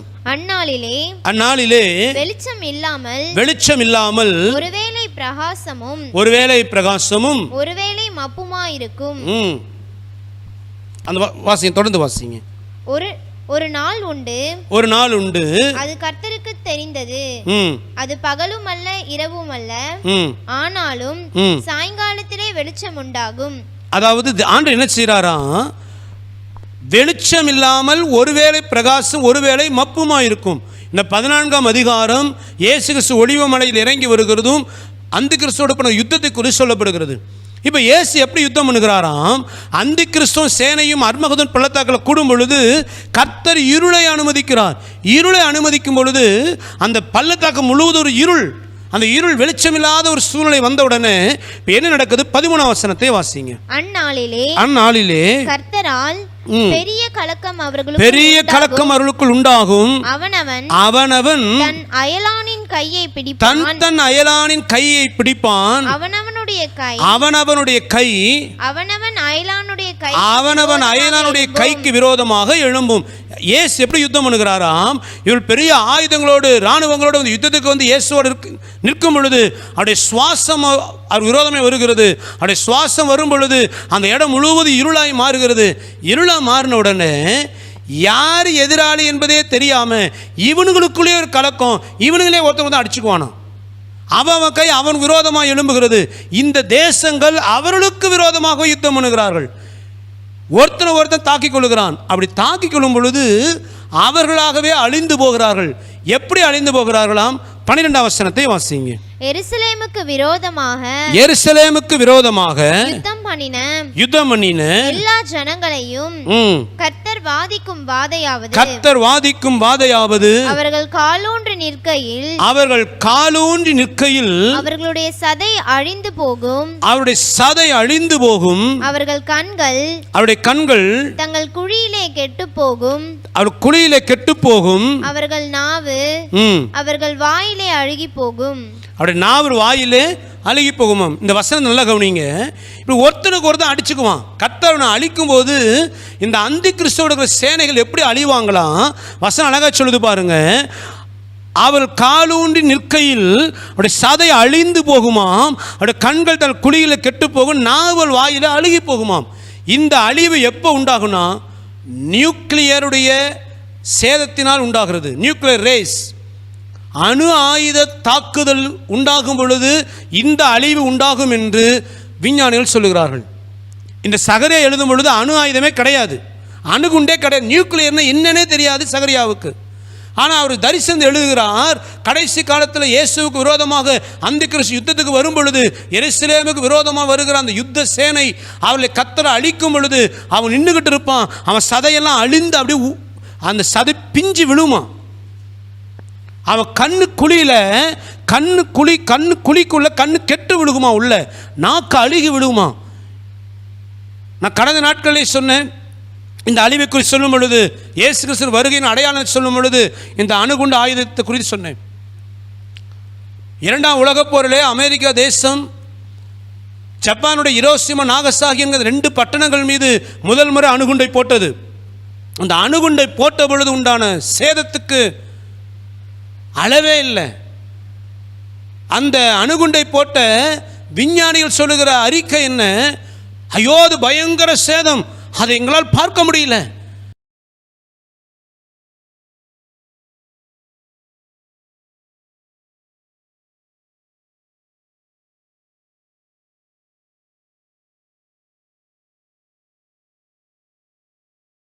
ஜனங்கள் நிற்கும் பொழுதே அவங்க சதையை அழுகி விழுகிறதாம். அந்த ஏன் அப்படின்னா அந்த அணுகுண்டிலிருந்து அது வெடிச்சோனில் உண்டாகிற வெப்பம், அதனுடைய அந்த ரேஸ் கதிர் மனிதனின் உடம்புல படும் பொழுது அது எலும்பை வச்சுட்டு சதையை அப்படி உருக்கி எடுத்துரும். அப்போ இந்த அழிவு எப்போ உண்டாகுதான்? அர்மகதோன் யுத்தத்தில் இது நடக்கும் என்று சகரியா சொல்லுகிறார். இன்னைக்கு பார்த்தீங்கன்னா அடுத்த ஒரு உலக மகா யுத்தம் வந்துச்சு அப்படின்னா தேசங்கள் பயன்படுத்துகிற ஆயுதம் அணுகுண்டு தான். இன்னைக்கு எந்த தேசம் இன்னொரு தேசம் மிரட்டும் பொழுது நீ அணுகுண்டை உபயோகப்படுத்தியா நானும் பயன்படுத்துவேன். இனி எல்லா தேசங்களும் இன்னொரு தேசத்தை பயமுறுத்துவது இந்த அணுகுண்டை வைத்துக்கொண்டு. அடுத்த ஒரு உலக யுத்தம் வந்தால் அதுதான் நடக்கும். ஒருவேளை மூன்றாவது உலக யுத்தம் வருமானால் அது அர்மகதோன் யுத்தமாக இருக்கலாம். இந்த அர்மகதோன் யுத்தத்தை குறித்தான் நீ சொல்லும் பொழுது கர்த்தர் தனக்கு விரோதமாய் வந்ததான அந்த அந்தி கிறிஸ்துவின் இராணுவங்களை அவர் வாதிக்கிற வாதை, இந்த சதை அழிந்து போகும், கண்கள் கெட்டு போகும், இதெல்லாம் அணு ஆயுத தாக்குதல் அடையாளங்கள். ஆகவே அணு ஆயுத பயன்பட தேசங்கள் ஆயத்தமாக இருக்கிறது. அர்மகதோன் யுத்தத்துக்கு தேசங்கள் ஆயத்தம். ஆக ஆண்டவர் இயேசு கிறிஸ்து இவளை எப்படி அழிக்கிறாரா? இவர்கள் விரோதமாக எழும்பி இவனே ஒருத்தன் அடித்து தாக்கி கொண்டு அவள் மரித்து போவார்கள். அப்படி நடக்கும் பொழுது அந்த யுத்தம் எவ்வளவு சேதமாகுமா அதை நல்லா பாருங்க. வெளிப்படுத்தல் 19:13 வாசிங்க. இரத்தத்தில் தோய்க்கப்பட்ட வஸ்திரத்தை தரித்திருந்தார். இயேசு கிறிஸ்து வெள்ளை குதிரையில் இறங்கி வரும் பொழுது என்ன ட்ரெஸ் போட்டிருக்கிறாராம்? ரத்தத்தில் தோய்க்கப்பட்ட வஸ்திரத்தை தரித்திருந்தார். ரத்தத்தில் தோய்க்கப்பட்ட வஸ்திரம்னா சிவப்பு வஸ்திரம். அவர் வஸ்திரம் முழு ரத்தத்தால் முக்கிய எடுத்து எப்படி இருக்கும் அப்படிப்பட்ட அவர் ட்ரெஸ்ஸை போட்டு வருகிறாராம். இந்த ரத்தத்தால் தோய்க்கப்பட்ட வஸ்திரம் சொல்லும் பொழுது அவருடைய சிலுவை மரணத்தின் ரத்தத்தை குறிப்பது அல்ல. அவர் சிலுவையில் சிந்த ரத்தத்தை இங்கே சொல்லலை. இங்கு சொல்லப்பட்ட ரத்தம் எப்படிப்பட்ட ரத்தம்னா ஏசாயா 63 முதல் 6 வசனம் வாசித்து பாருங்க. நீதியை சரிகட்டும் நாள். கர்த்தர் நீதி சரிகட்டுகிற அந்த அர்மகதோன் யுத்தத்தில் அந்தி கிறிஸ்துவும் அவனுக்கு ஆதரவாக இருக்கிறதான தேசங்களுக்கும் கர்த்தர் நீதியை சரிகட்டுகிறார். பூமியின் குடிகள் தனக்கு விரோதமாய் பேசின அவபக்தியை நீதி சரிகட்டுகிறார். ஏனோகு சொன்னாரே, ஆயிரமான பரிசுத்தவான்களோடு கர்த்தர் நீதி சரிகட்டும்படியாய் நியாயம் தீர்க்கும்படியாய் இறங்கி வருகிறார். அந்த நியாய தீர்ப்புக்கு அடையாளமாகத்தான் கர்த்தராகி இயேசு கிறிஸ்து அவர் இரத்தத்தால் தோய்க்கப்பட்ட வஸ்திரத்தை அவர் அணிந்து கொண்டு வருகிறாராம். இப்படி வரும் பொழுது இந்த அர்மகதோன் யுத்தத்தில் ஜனங்கள் நியாயம் தீர்க்கிறார். அப்படி நியாயத்திற்கும் பொழுது அந்த அழிவு எப்படி இருக்குமாம்? 19ஆம் அதிகாரம் வெளிப்படுத்தல் 19:15 வசனத்தை வாசிங்க. புறஜாதிகளை வெட்டும்படிக்கு அவருடைய வாயிலிருந்து கூர்மையான பட்டயம் புறப்படுகிறது. இருப்புக்கோலால் அவர்களை அரசாளுவார். அவர் சர்வ வல்லமையுள்ள தேவனுடைய உக்கிரமாகிய மதுவுள்ள ஆலையை மிதிக்கிறார். நல்ல கவனிங்க. உக்கிரமான மதுவுள்ள ஆலை அப்படின்னா திராட்சை ரசம் பிழிகிறது. அதாவது திராட்சை ரசத்தை, அந்த திராட்சை பழங்களை, ஏராளமான பழங்களை வைத்து காலில் அதை மிதிச்சா அதிலிருந்து வருகிற அந்த ரசம் சிவப்பு கரையை உருவாக்கும். அதுபோல ஆண்டவராகிய இயேசு கிறிஸ்து இந்த ஜனங்களை அவர் அழிக்கும் பொழுது அந்த அவருடைய வஸ்திரம் ரத்தம் தோய்த்த வஸ்திரம் போல இருக்கும் என்பதுக்கு அடையாளமாக சொல்லப்படுகிறது. அப்போ பயங்கரமான ஒரு அழிவு அர்மகதோன் யுத்தத்தில் உண்டாக போகிறது. இந்த அழிவு எப்படி இருக்குங்கிறத இந்த சம்பவத்துக்கு முன்னதாகவே யோவானுக்கு கர்த்தர் வெளிப்படுத்துகிறார். நாம் வெளிப்படுத்த 14ஆம் அதிகாரத்தில் அதை குறித்து பார்த்தோம். தூதனுடைய செய்திகள், 5 தூதன் செய்திகள் என்று நாம் பார்த்தோம். அதில் ஒரு தூதன் வந்து சொல்லுகிறான், அந்த நியாயத்தீர்ப்பின் நாளிலே கர்த்தர் அந்த பூமியின் ராஜாக்களை இராணுவங்களை அழிக்கும் பொழுது அது எப்படி இருக்கும் அந்த அழிவு? அந்த தூதன் சொல்றார் பாருங்க. வெளிப்படுத்தல் 14:20 வசனத்தை வாசிங்களேன். நகரத்திற்கு புறம்பேயுள்ள அந்த ஆலையிலே அது மிதிக்கப்பட்டது. அந்த ஆலையிலிருந்து 1600 ஸ்தாதி தூரத்திற்கு ரத்தம் புறப்பட்டு குதிரைகளின் கடிவாளங்கள் மட்டும் பெருகி வந்ததாம். அதாவது இந்த யுத்தத்தில் அந்த கிறிஸ்துவின் சேனைகள் அழிகிறது. அழியும் பொழுது அந்த ரத்தம் குதிரையின் கடிவாளம் வரைக்கும் வருதான். கற்பனை பண்ணி பார்க்க முடியுதா? யோவான் சொல்றாரு 1600 ஸ்தாதினா பர்லாங், அதாவது 200 மைல் தூரத்துக்கு ரத்தம் ஓடுதான். கொஞ்சம் கற்பனை பண்ணி பாருங்க. ஒரு யுத்தத்தில் அப்படி எத்தனை பேர் கூடியிருப்பாங்க? இதை குறித்து வேதம் சொல்லுது பாருங்க. வெளிப்படுத்தல் 9ஆம் அதிகாரத்தில் 16-17 வாசிங்களேன். குதிரை சேனைகளாகிய ராணுவங்களின் தொகை 20 கோடியாயிருந்தது. அவைகளின் தொகையை சொல்ல கேட்டேன். எத்தனை தொகை? 20 கோடியாம். அப்போ ஆண்டவர் இயேசு விரோதமாய் அந்த கிறிஸ்து கூட்டிக் கொண்டு வருகிற இராணுவத்தின் தொகை 20 கோடி இருப்பார்களாம். அத்தனை பேரும் அந்த பள்ளத்தாக்கில் மரிக்கும் பொழுது அவர் ரத்தம் 200 மைலுக்கு ஓடுமாம். ஐயோ, அது சேதம் எவ்வளவு அதிகம் யோசித்து பாருங்க. அப்போ அந்த அளவுக்கு கர்த்தருடைய கோபாக்கினங்க வெளிப்படுகிறது. ஆக தேவன் அர்மகதோன் யுத்தத்தில் அந்த கிறிஸ்துவோடு வருகிறதான எல்லா சேனைகளையும் கர்த்தர் சர்வ சங்காரம் பண்ணுவார். அதன் முடிவு தான் கல்மழை வருகிறது. நீங்கள் அந்த 7 கலசத்தை குறித்து நீங்கள் வாசிக்கும் பொழுது கடைசியாக 7வது கலசம் அது ஊற்றப்படும் பொழுது கல்மழை விழுகிறது. எதற்காக? இந்த இராணுவம் எல்லாம் அழிய போகிறது. இவ்வளோ அழிந்து இந்த மாமிசங்கள் கிடக்கும், ரத்தம் ஓடுமாம்.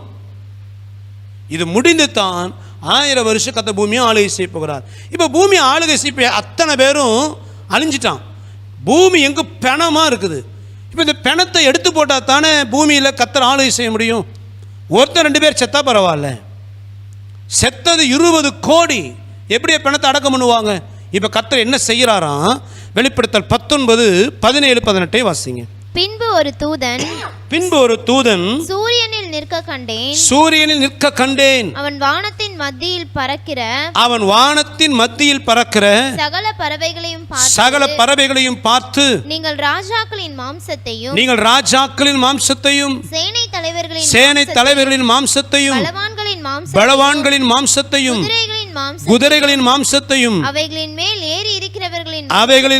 ஏறி இருக்கிறவர்களின் மாம்சத்தையும் சுயாதீனர் அடிமைகள் சிறியோர் பெரியோர் இவர்கள் எல்லாருடைய மாம்சத்தையும் பட்சிக்கும்படிக்கு மகாதேவன் கொடுக்கும் விருந்துக்கு கூடி வாருங்கள் என்று மிகுந்த சத்தத்தோடே அவன் கூப்பிட்டான். யுத்தம் முடியும் பொழுது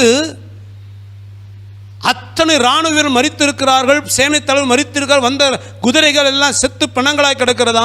இப்போ இதெல்லாம் அடக்கம் பண்ணதுக்கு ஒருவரும் கிடையாது. இப்போ ஒரு தூதன் தோன்றி என்ன சொல்றானா, வானத்தில் பறக்கிற பறவைகளை பார்த்து, எல்லாம் வாங்கப்பா, தேவன் விருந்து கொடுக்கிறார். யாருக்கு விருந்து கொடுக்கிறாரு? பறவைகளுக்காம். என்ன விருந்து? அந்த கிறிஸ்துவின் இராணுவம். இது சாத்தியமா? அதாவது ஒரு வார்த்தை வாசி, மத்தேயு 24:28 வாசிங்க.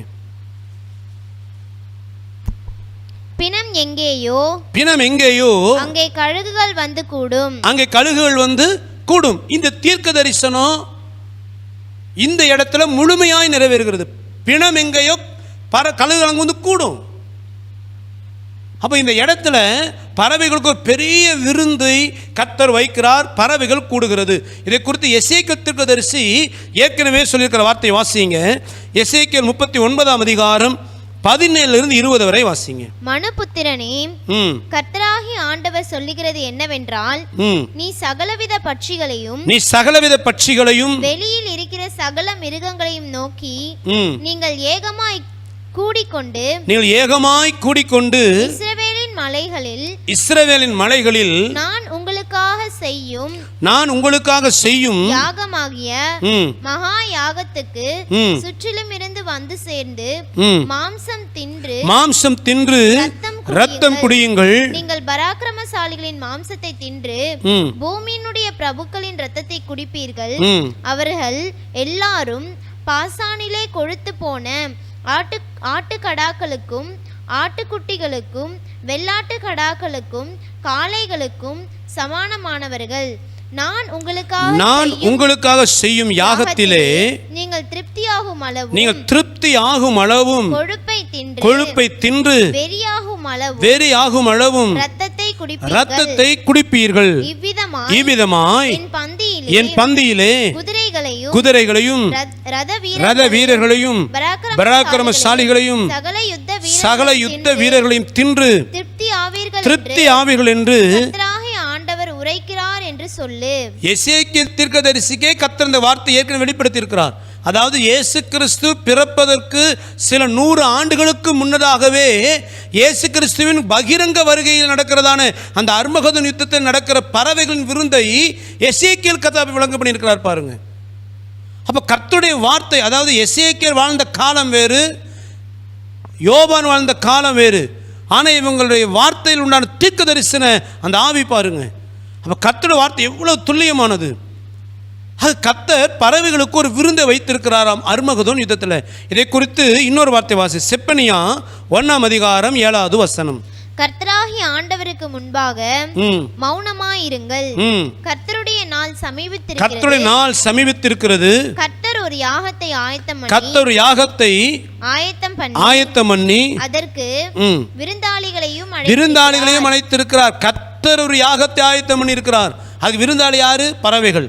சமீபத்தில் சில ஆண்டுகளுக்கு முன்பு பாலஸ்தீன தேசத்தில் இந்த இயற்கை அமைப்புகளை ஆராய்ச்சி பண்ணுகிற ஒரு ஆராய்ச்சியாளர் ஆர்க்சி மெக்கன்ரி என்கிறதான ஒரு ஆராய்ச்சியாளர் ஆர்க்சி மெக்கன்ரி இவர் என்ன செய்தாருன்னா, இந்த பாலஸ்தீனாவில் அந்த இயற்கை அமைப்புகளை அவர் ஆராய்ச்சி பண்ணுறவர். அப்படி பண்ணுகிற இவர் ஒரு நாள் இந்த மெகிதோ பள்ளத்தாக்கு அருகில் இருக்கிறதான அந்த காட்டு மலை ஆகாயத்தில் பறந்து கொண்டு சில காரியங்களை ஆராய்ச்சி பண்ணும்படியாக அவர் அந்த மெகிதோ பள்ளத்தாக்குக்கு மேற்புறத்தில் அவர் அங்கே இருக்கிற காடுகளை பார்க்கும்படி ஆராய்ச்சி பண்ணினாராம். இது நடந்த சம்பவம். அவர் அந்த மேற்பரப்புகளில் அவர் பறந்து கொண்டிருக்கும் பொழுது இந்த மெகிதோன் பள்ளத்தாக்கு அருகில் இருக்கிற காட்டுப்பகுதியில் வித்தியாசமான பருந்துகள், கழுகுகள் அளவில் பெரிதாய், அதாவது சாதாரணமாக இருக்கிற ராட்சத கழுகுகளை விட 5 மடங்கு பெரிதாக இருக்கிற பெரிய ராட்சத கழுகுகளை பார்த்தாராம். கூட்டம் கூட்டமாக இங்கே இருந்ததாம் அந்த பகுதிகளில். உடனே அவர் என்ன செய்தாராம், அந்த பகுதியில் ஆராய்ச்சி பண்ணும்படியாக அவர் அங்கே போன பொழுது அங்கே ஒரு பார்த்த காட்சி அவர் அதிர்ச்சி அடைய வைத்ததாம்.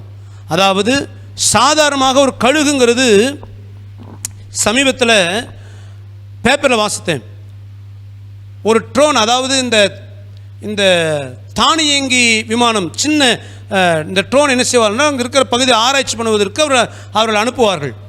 அப்படி அனுப்ப இந்த ட்ரோன் ஒன்று பறந்து வரும் பொழுது ஒரு கழுகு அது ஏதோ ஒரு பறவை வருகிறது நினைத்து வேகமாய் வந்து வேகமாய் பறக்க அந்த ட்ரோனை அது பிடித்து அது தாக்கி கீழே தள்ளி சேதப்படுத்தினது.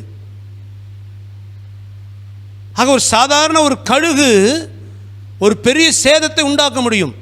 ஆனால் இந்த இடத்துல இவர் பார்க்கும் பொழுது சாதாரண கழுகை விட 5 மடங்கு பெரியதான கழுகு கூட்டம் கூட்டமாக இருந்ததாம். மாத்திரமல்ல, அது போடுகிற முட்டை சாதாரண கழுகு முட்டையை விட 5 மடங்கு பெரிதாக இருந்ததாம். கூட்டமாக வேகமாக இனப்பெருக்கம் பண்ணி கொண்டு அந்த மெகிதோன் பள்ளத்தாக்கு அருகில் இருக்கிற காட்டுப்பகுதியிலே இப்படிப்பட்ட ராட்சத கழுகுகள் வேகமாய் பெருகி கொண்டிருக்கிறதாம். இதை பார்த்த உடனே இவருக்கு பயங்கர ஒரு அதிர்ச்சி. இவர் ஒரு கிறிஸ்தவ மனிதர், இவர் வேதத்தை அதிகமாக அறிந்திருந்ததினால் இந்த அர்மகதோன் யுத்தத்தை குறித்தும் அந்த யுத்த நாளிலே விழுகிறதான அந்த பிணங்களை சாப்பிடுவதற்கு தேவதூதன் பறவைகளை அழைக்கிற அந்த தீர்க்க தரிசன காரியங்களை அவர் அறிந்திருந்தபடியினால் அந்த அர்மகதோன் யுத்தத்திலே விழுகிறதான பிணங்களை சாப்பிடுவதற்கு இப்பொழுதே பறவைகள் ஆயத்தமாகிவிட்டது என்பதை அறிந்த அந்த ஆர்க்சி மெக்கன்ரி என்கிற அந்த ஆராய்ச்சியாளர் அதோடு ஆராய்ச்சியை விட்டுட்டு அவர் பைபிள் எடுத்துட்டு ஊழியத்துக்கு வந்துட்டாராம். பறவைகள் ஆயத்தம். நல்லா கவனித்துக் கொள்ளுங்கள் கருமையானவர்களே. ஏன் இந்த நாட்கள் நம்ம வெளிப்படுத்த விசேஷ புத்தகத்தை வாசிக்கிறோம்? வருகைக்கு பின்பு நடக்கிற சகல சம்பவங்களுக்கும் உலகம் ஆயத்தமாகிவிட்டது. இனி ஒரு காலம் செல்லாது. அர்மகதோன் யுத்தத்தில் விழப்போகிற பிணங்களை சாப்பிடுவதற்கு, கர்த்தருடைய வார்த்தைக்கு கீழ்ப்படிவதற்கு பறவைகள் இப்பொழுதே ஆயத்தமாக இருக்குது. அப்படின்னா அதுக்கு முன்பு வரப்போகிறதான சபை எடுத்துக்கொள்ளப்படுகிற நாளுக்கு நீங்கள் நான் ஆயத்தமாக இருக்கிறோமா? கொஞ்சம் நினச்சி பாருங்க. ஒருவேளை நீங்கள் கிறிஸ்தவர்களாக இருக்கலாம், கிறிஸ்தவ குடும்பத்தில் பிறந்தவர்களாக இருக்கலாம், ஊழியக்காரர்களாக இருக்கலாம், ஊழியக்கார குடும்பத்தை சேர்ந்தவர்களாக இருக்கலாம். நீங்கள் யாராக இருந்தாலும் உங்கள் ஆத்மாவுக்கு நீங்கள் தான் உத்தரவாதி. இன்னொருவருடைய ரட்சிப்பிலே நீங்கள் பரலோகத்துக்கு வந்துட முடியாது. இன்னொருடைய பரிசுத்தத்தில் நீங்கள் பரலோகத்துக்கு வந்துட முடியாது. உங்கள் ஆத்துமா கர்த்தருக்கு பிரியமானதாய் ரட்சிக்கப்பட்டவர்களாய் நீங்கள் ஞானஸ்நானம் எடுத்து கர்த்தருடைய ஆவின் அபிஷேகத்தை பெற்று வசனங்களுக்கு கீழ்ப்படிந்து கர்த்தருக்கு பிரியமான வாழ்க்கை வாழ்களாய் இருந்தால் நீங்கள் பரலோகத்துக்கு வர முடியும். ஒருவேளை உங்கள் அப்பா ஊழியக்காரர்களாக இருக்கலாம், உங்கள் அம்மா ஊழியமானவர்களாக இருக்கலாம், உங்கள் கணவன் ரட்சிக்கப்பட்டவர்களாக இருக்கலாம், உங்கள் மனைவி கர்த்தரை அறிந்து கொண்டு ரட்சிக்கப்பட்ட மனைவியாக இருக்கலாம். ஆனால் அவர்களுடைய கிரியைகளினால் நீங்கள் பரலோகத்துக்கு வந்துட முடியாது. நீங்கள் ரட்சிக்கப்பட்டிருக்கிறீங்களா? ரட்சிக்கப்பட்ட நீங்கள் கர்த்தர் பிரியமாக வாழ்றீங்களா? இன்னைக்கு நீங்கள் தைரியமாக சொல்ல முடியுமா, நான் வருகைக்கு ஆயத்தமாக இருக்கிறேன் என்று? கர்த்தருடைய வருகைக்கும் அதற்கு பின்பு நடக்கதான சம்பவங்களுக்கும் உலகம் ஆயத்தம். அர்மகதோன் யுத்தத்துக்கு தேசங்கள் ஆயத்தமாகிவிட்டது. சாத்தான் இப்பொழுதே முழு தேசத்தின் ராஜ்யங்களை ஒன்று சேர்ப்பதற்கு மீடியா மூலமாக அவன் தேசங்களை ஒன்றிணைப்பதற்கான அஸ்திபாரத்தை இப்பவே போட்டுட்டான். அர்மகதோன் யுத்தத்தில் விழப்போகிற பிணங்களை சாப்பிடுவதற்கு பறவைகள் ஆயத்தம். நான் சொல்றது கற்பனை கதைகள் அல்ல.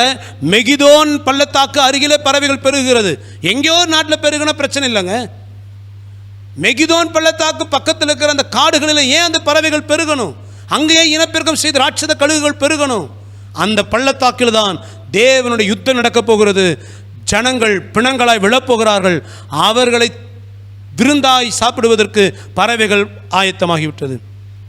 இப்படி இந்த பறவைகளை வைத்து பிணங்களை அத்தனை வாஷ் பண்ண போகிறார் கர்த்தர். அதெல்லாம் வாஷ் பண்ணதுக்கப்புறம் தான் பூமியில் அவர் ஆளுகை செய்ய போகிறார். இப்போ இந்த இராணுவம்லாம் அழியுது. அந்த கிறிஸ்து என்ன ஆகிறான்? இப்போ வாசிங்க வெளிப்படுத்தல் 19:19-20. பின்பு மிருகமும் பூமியின் ராஜாக்களும் அவர்களுடைய சேனைகளும் குதிரையின் மேல் ஏறி இருக்கிறவரோடும் அவருடைய சேனையோடும் யுத்தம் பண்ணும்படிக்கு கூடி வர கண்டேன். அப்பொழுது மிருகம் பிடிக்கப்பட்டது. மிருகத்தின் முன்பாக செய்த அற்புதங்களால் அதன் முத்திரையை தரித்தவர்களையும் அதன் சொரூபத்தை வணங்குகிறவர்களையும் மோசம் போக்கின கள்ள தீர்க்கதரிசியும் கூட பிடிக்கப்பட்டான். இருவரும் கந்தகம் எரிகிற அக்கினி கடலிலே உயிரோடு தள்ளப்பட்டார்கள். அதாவது அந்தி கிறிஸ்து கள்ளத்திற்கு தலைமையில தான் இந்த பெரிய இராணுவம் வருகிறது. இந்த இராணுவம் எல்லாம் அழிகிறது. ஆனால் அந்தி கிறிஸ்துவும் கள்ளத்திற்கு கொல்லப்படுவது இல்லை. அவங்க உயிரோடு பிடிக்கப்பட்டு அக்னி கடலாகிய நரகத்தில் பர்மனண்டாய் தள்ளப்படுகிறார்கள். நல்ல கவனிங்க. அந்தி கிறிஸ்து கள்ளத்திற்கதரிசியும் சாத்தானின் ஆவினால் நிரப்பப்பட்ட மனிதர்கள். அவர்கள் ஆவிகள் அல்ல. அவர்கள் சாதாரண மனித சரீரத்திலே இருக்கிறவர்கள். உள்ளதான் அந்த சாத்தானின் ஆவி. இப்போ இந்த அந்தி கிறிஸ்து கள்ளத்திற்கு பிடிக்கப்படும் பொழுது வலுசர்பமாகிய சாத்தானின் ஆவி அவர்கள் விட்டு போயிடும். இப்போ இந்த ரெண்டு பேரும் சாத்தானுக்கு ஆதரவாக இருந்ததான அந்தி கிறிஸ்துவும் கள்ளத்திற்கு சென்ற ரெண்டு நபர்கள் பிடிக்கப்படுகிறார்கள். உயிரோடே நரகத்தில் தள்ளப்படுகிறார்கள். மற்ற அத்தனை பேரும் பறவைக்கு இரையாகிற 21ஆம் வசனத்தை வாசிங்க. மற்றவர்கள் குதிரையின் மேல் ஏறினவருடைய வாயிலிருந்து புறப்படுகிற பட்டயத்தால் கொல்லப்பட்டார்கள். அவருடைய மாம்சத்தினால் பறவைகள் யாவும் திருப்தி அடைந்தன. அந்தி கிறிஸ்து கள்ளத்திற்கு உயிரோடு பிடிக்கப்பட்டு அக்னி கடலில் தள்ளப்படுவார்கள். மற்ற அத்தனை இராணுவம் ஒரு நபரும் விட்டுவிடப்படாமல் அத்தனை பேரும் கொல்லப்படுகிறார்கள். அவருடைய மாமிசங்களால் பறவைகள் திருப்தி அடைந்தன. இதான் அர்மகதோன் யுத்தம். இயேசு கிறிஸ்துவின் பகிரங்க வருகையில் அவர் ஒலிவ மலையில் இறங்கி வருகிறார். அங்கிருந்து அவர் அர்மகதோன் என்ற பள்ளத்தாக்கு வருகிறார். அங்கு கூடுகிறதான அந்த கிறிஸ்து தலைமையில் வருகிற அந்த இராணுவத்தை தன் வாயின் பட்டயத்தால், வாயின் சுவாசத்தால், அவருடைய பிரசனத்தால் அவர் அழிக்கிறார். அழிகிறதான இராணுவம் பறவைகளுக்கு விருந்தாகிறது. அந்த கிறிஸ்துவும் கள்ளத்திற்கசியும் உயிரோடு பிடிக்கப்பட்டு அக்னி கடலிலே தள்ளப்படுகிறார்கள். இந்த அர்மகதோன் யுத்தத்திற்கு தேசங்கள் ஆயத்தமாகி கொண்டிருக்கிறது. இன்றைக்கு ஒரு வேளை தேசங்களோட எதிரும் புதிருமாக இருக்கலாம். ஆனால் மறைமுகமாய் பார்த்தீங்கன்னா தரைமார்க்கம் ரெடி ஆகிட்டு வருது. பூமிக்கு ஒரு ஆபத்து என்று சொன்னால் எதிரும் புதிருமாக இருக்கிற நாடுகள் ஒன்றாய் சேர்வதற்கு இப்பவே சாத்தான் அநேக வஞ்சக காரியத்தை மீடியாவில் விதைத்து விட்டான். ஆக அர்மகதோன் யுத்தத்துக்கு உலகம் ஆயத்தம். அதுக்கு முன்பு வரப்போகிற இயேசுவின் ரகசிய வருகையில் எடுத்துக்கொள்ளப்பட நீங்களும் நானும் ஆயத்தமா? எனக்கு அருமையானவர்களே, இனி காலம் செல்லாது. இனி ஏனோதானும் வாழாதீங்க. நீங்கள் நானும் கடைசி மணி நேரத்தில் நிற்கிறோம். இனி ஒரு தலைமுறை வரும் என்பதற்கு வாய்ப்பு இல்லை. இன்னொரு காலம், இன்னொரு நூற்றாண்டு, இன்னும் பல ஆண்டுகள் என்பதற்கு வாய்ப்பு கிடையாது. கர்த்தருடைய வருகை மிக சமீபம். இந்த சத்தத்தை கேட்கிற நீங்கள் ஒருவேளை ரட்சிக்கப்படாதல இருப்பீர்களானால் இந்த இயேசுவே மெய்யான தெய்வம், அவர் கொடுத்த வார்த்தையின்படிதான் முழு உலகத்தின் காரியம் சம்பவிக்கிறது என்பதை மறந்து விடாதீங்க. கர்த்தருடைய வருகைக்கு ஆயத்தமாகுங்க. உங்களை பயமுறுத்துவதற்காகவோ அல்லது உங்களை நடுங்க பண்ணுவதற்காக சொல்லலை. உங்களுக்காக ஜீவனை பலியாய் கொடுத்து நீங்கள் எப்படியாயிலும் பரலோகத்துக்கு வந்துவிட வேண்டும் என்று உங்கள் மேலே வச்ச அன்பின் நிமித்தமாக ஜீவனை பலியாய் கொடுத்த அருள்நாதர் இயேசுவின் அன்பை புரிந்து கொண்டு அவரை உண்மையாய் நேசித்து அற்பமான பாவ சந்தோஷத்தை கொடுக்கிற உலகத்தின் சிற்றின்பங்கள், உலகத்தின் அருவருப்புகள் இவை எல்லாம் வேண்டாம் என்று விட்டு இயேசுவை உண்மையாய் நேசித்து அவருக்காய் வாழ ஒப்பு கொடுத்து வருகைக்கு ஆயத்தமாகுங்க. நீங்கள் நானும் அவருக்காக நிச்சயதார்த்தம் பண்ணப்பட்ட மனவாட்டிகள். ஒருவேளை ஞானஸ்தானம் எடுக்காதலாக இருந்தால் ஞானஸ்தானத்துக்கு ஒப்பு கொடுங்க. ஞானஸ்தானம் எடுத்திருந்து நீங்கள் இன்னும் ரட்சிப்பின் வாழ்க்கையில் வாழாது இருப்பீர்களானால் இன்றைக்கு மனம் திரும்பிடுங்க. திரும்ப சொல்லுகிறேன், மீடியா என்பது சாத்தானுடைய ஆளுகையில் இருக்கிறது. அந்த மீடியா உன்னை அடிமைப்படுத்த விட்டுறாத. இன்டர்நெட் உன்னை அடிமைப்படுத்த விட்டுறாதீங்க. இப்போ வருகிற நவீன சினிமாக்கள், நவீனதான காரியங்களை அடிமைப்படுத்த விட்டுறாதீங்க. இப்பொழுது உங்களுக்குள்ள ஒரு தவறான எண்ணத்தை விதைக்கிறதான வீடியோ கேம்ஸ், இன்டர்நெட் கேம்ஸ் உங்களுக்குள்ள சாத்தான் விதைக்கிற அந்த விதைக்கு இடம் கொடுக்க அனுமதிச்சிடாதீங்க. இந்த மீடியா சாத்தான் கரத்தில் இருக்கு என்பதை மறந்துடாதீங்க. உங்கள் ஆத்மாவை காத்துக்கொள்ளுங்க. தேவனுடைய வருகைக்கு ஆயத்தமாகுங்க. கர்த்தர் சீக்கிரம் வரப்போகிறார். இயேசு சீக்கிரம் வரப்போகிறார். அல்லேலூயா, அல்லேலூயா. நம்ம எல்லாரும் முழங்கால் படியிட்டு நம்ம இருக்கிற இடத்துல கண்களை மூடி ஒரு நிமிடம் நிதானிச்சு பார்ப்போமா? இயேசு கிறிஸ்துவின் பகிரங்க வருகையை சந்திப்பதற்கு அவருடைய கால்கள் தன் மீது படுவதற்கு ஒலிவமலை ஆயத்தமாகிவிட்டது. அர்மகதோன் யுத்தத்திற்கு ஐபிராத் நதி ஆயத்தமாகி கொண்டிருக்கிறது. அர்மகதோன் யுத்தத்திற்கு தேசங்கள் ஆயத்தமாகி கொண்டிருக்கிறது. அர்மகதோன் யுத்தத்திற்கு சூரியன் உதிக்கும் திசையில் இருக்கிற ராஜாக்கள் அர்மகதோன் பள்ளத்தாக்குக்கு வருவதற்காக தரை மார்க்கங்கள் ஆயத்தமாகிவிட்டது.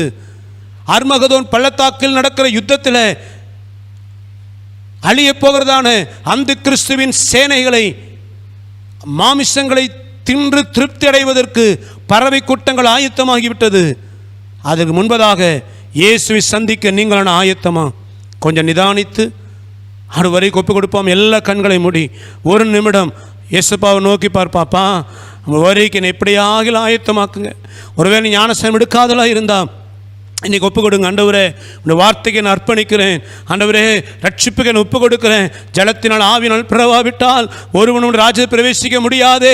என்னை ஒப்பு கொடுக்கிறேன்னு சொல்லுங்க. ஒருவேளை ரட்சிக்கப்பட்டு ஏனோதானு வாழ்ந்துட்டு இருக்கிறீங்களா? ஜெபமே இல்லாமல் வாழ்றீங்களா? வேத வாசிப்பே இல்லாமல் வாழ்ந்துட்டு இருக்கிறீங்களா? பரிசுத்த ஜீவியம் இல்லாமல் தாறுமாறாய் ஓடிட்டு இருக்கிறீங்களா? மனம் திரும்புங்க. இயேசுவின் வருகை சமீபம். என் அருமையான சகோதரா, என் அருமையான சகோதரி, உனக்கு தெரியுமா நீ எப்போ மரித்து போவா என்று? உனக்கு தெரியுமா எப்போ இயேசு வருவார் என்று? ஐயோ, உன் முடிவு எப்பொழுது என்று உனக்கு தெரியாதே. இன்றைக்கு மனம் திரும்பு, மனம் திரும்பு, மனம் திரும்பு. கைவிடப்பட்டாது எத்தனை பரிதாபம்.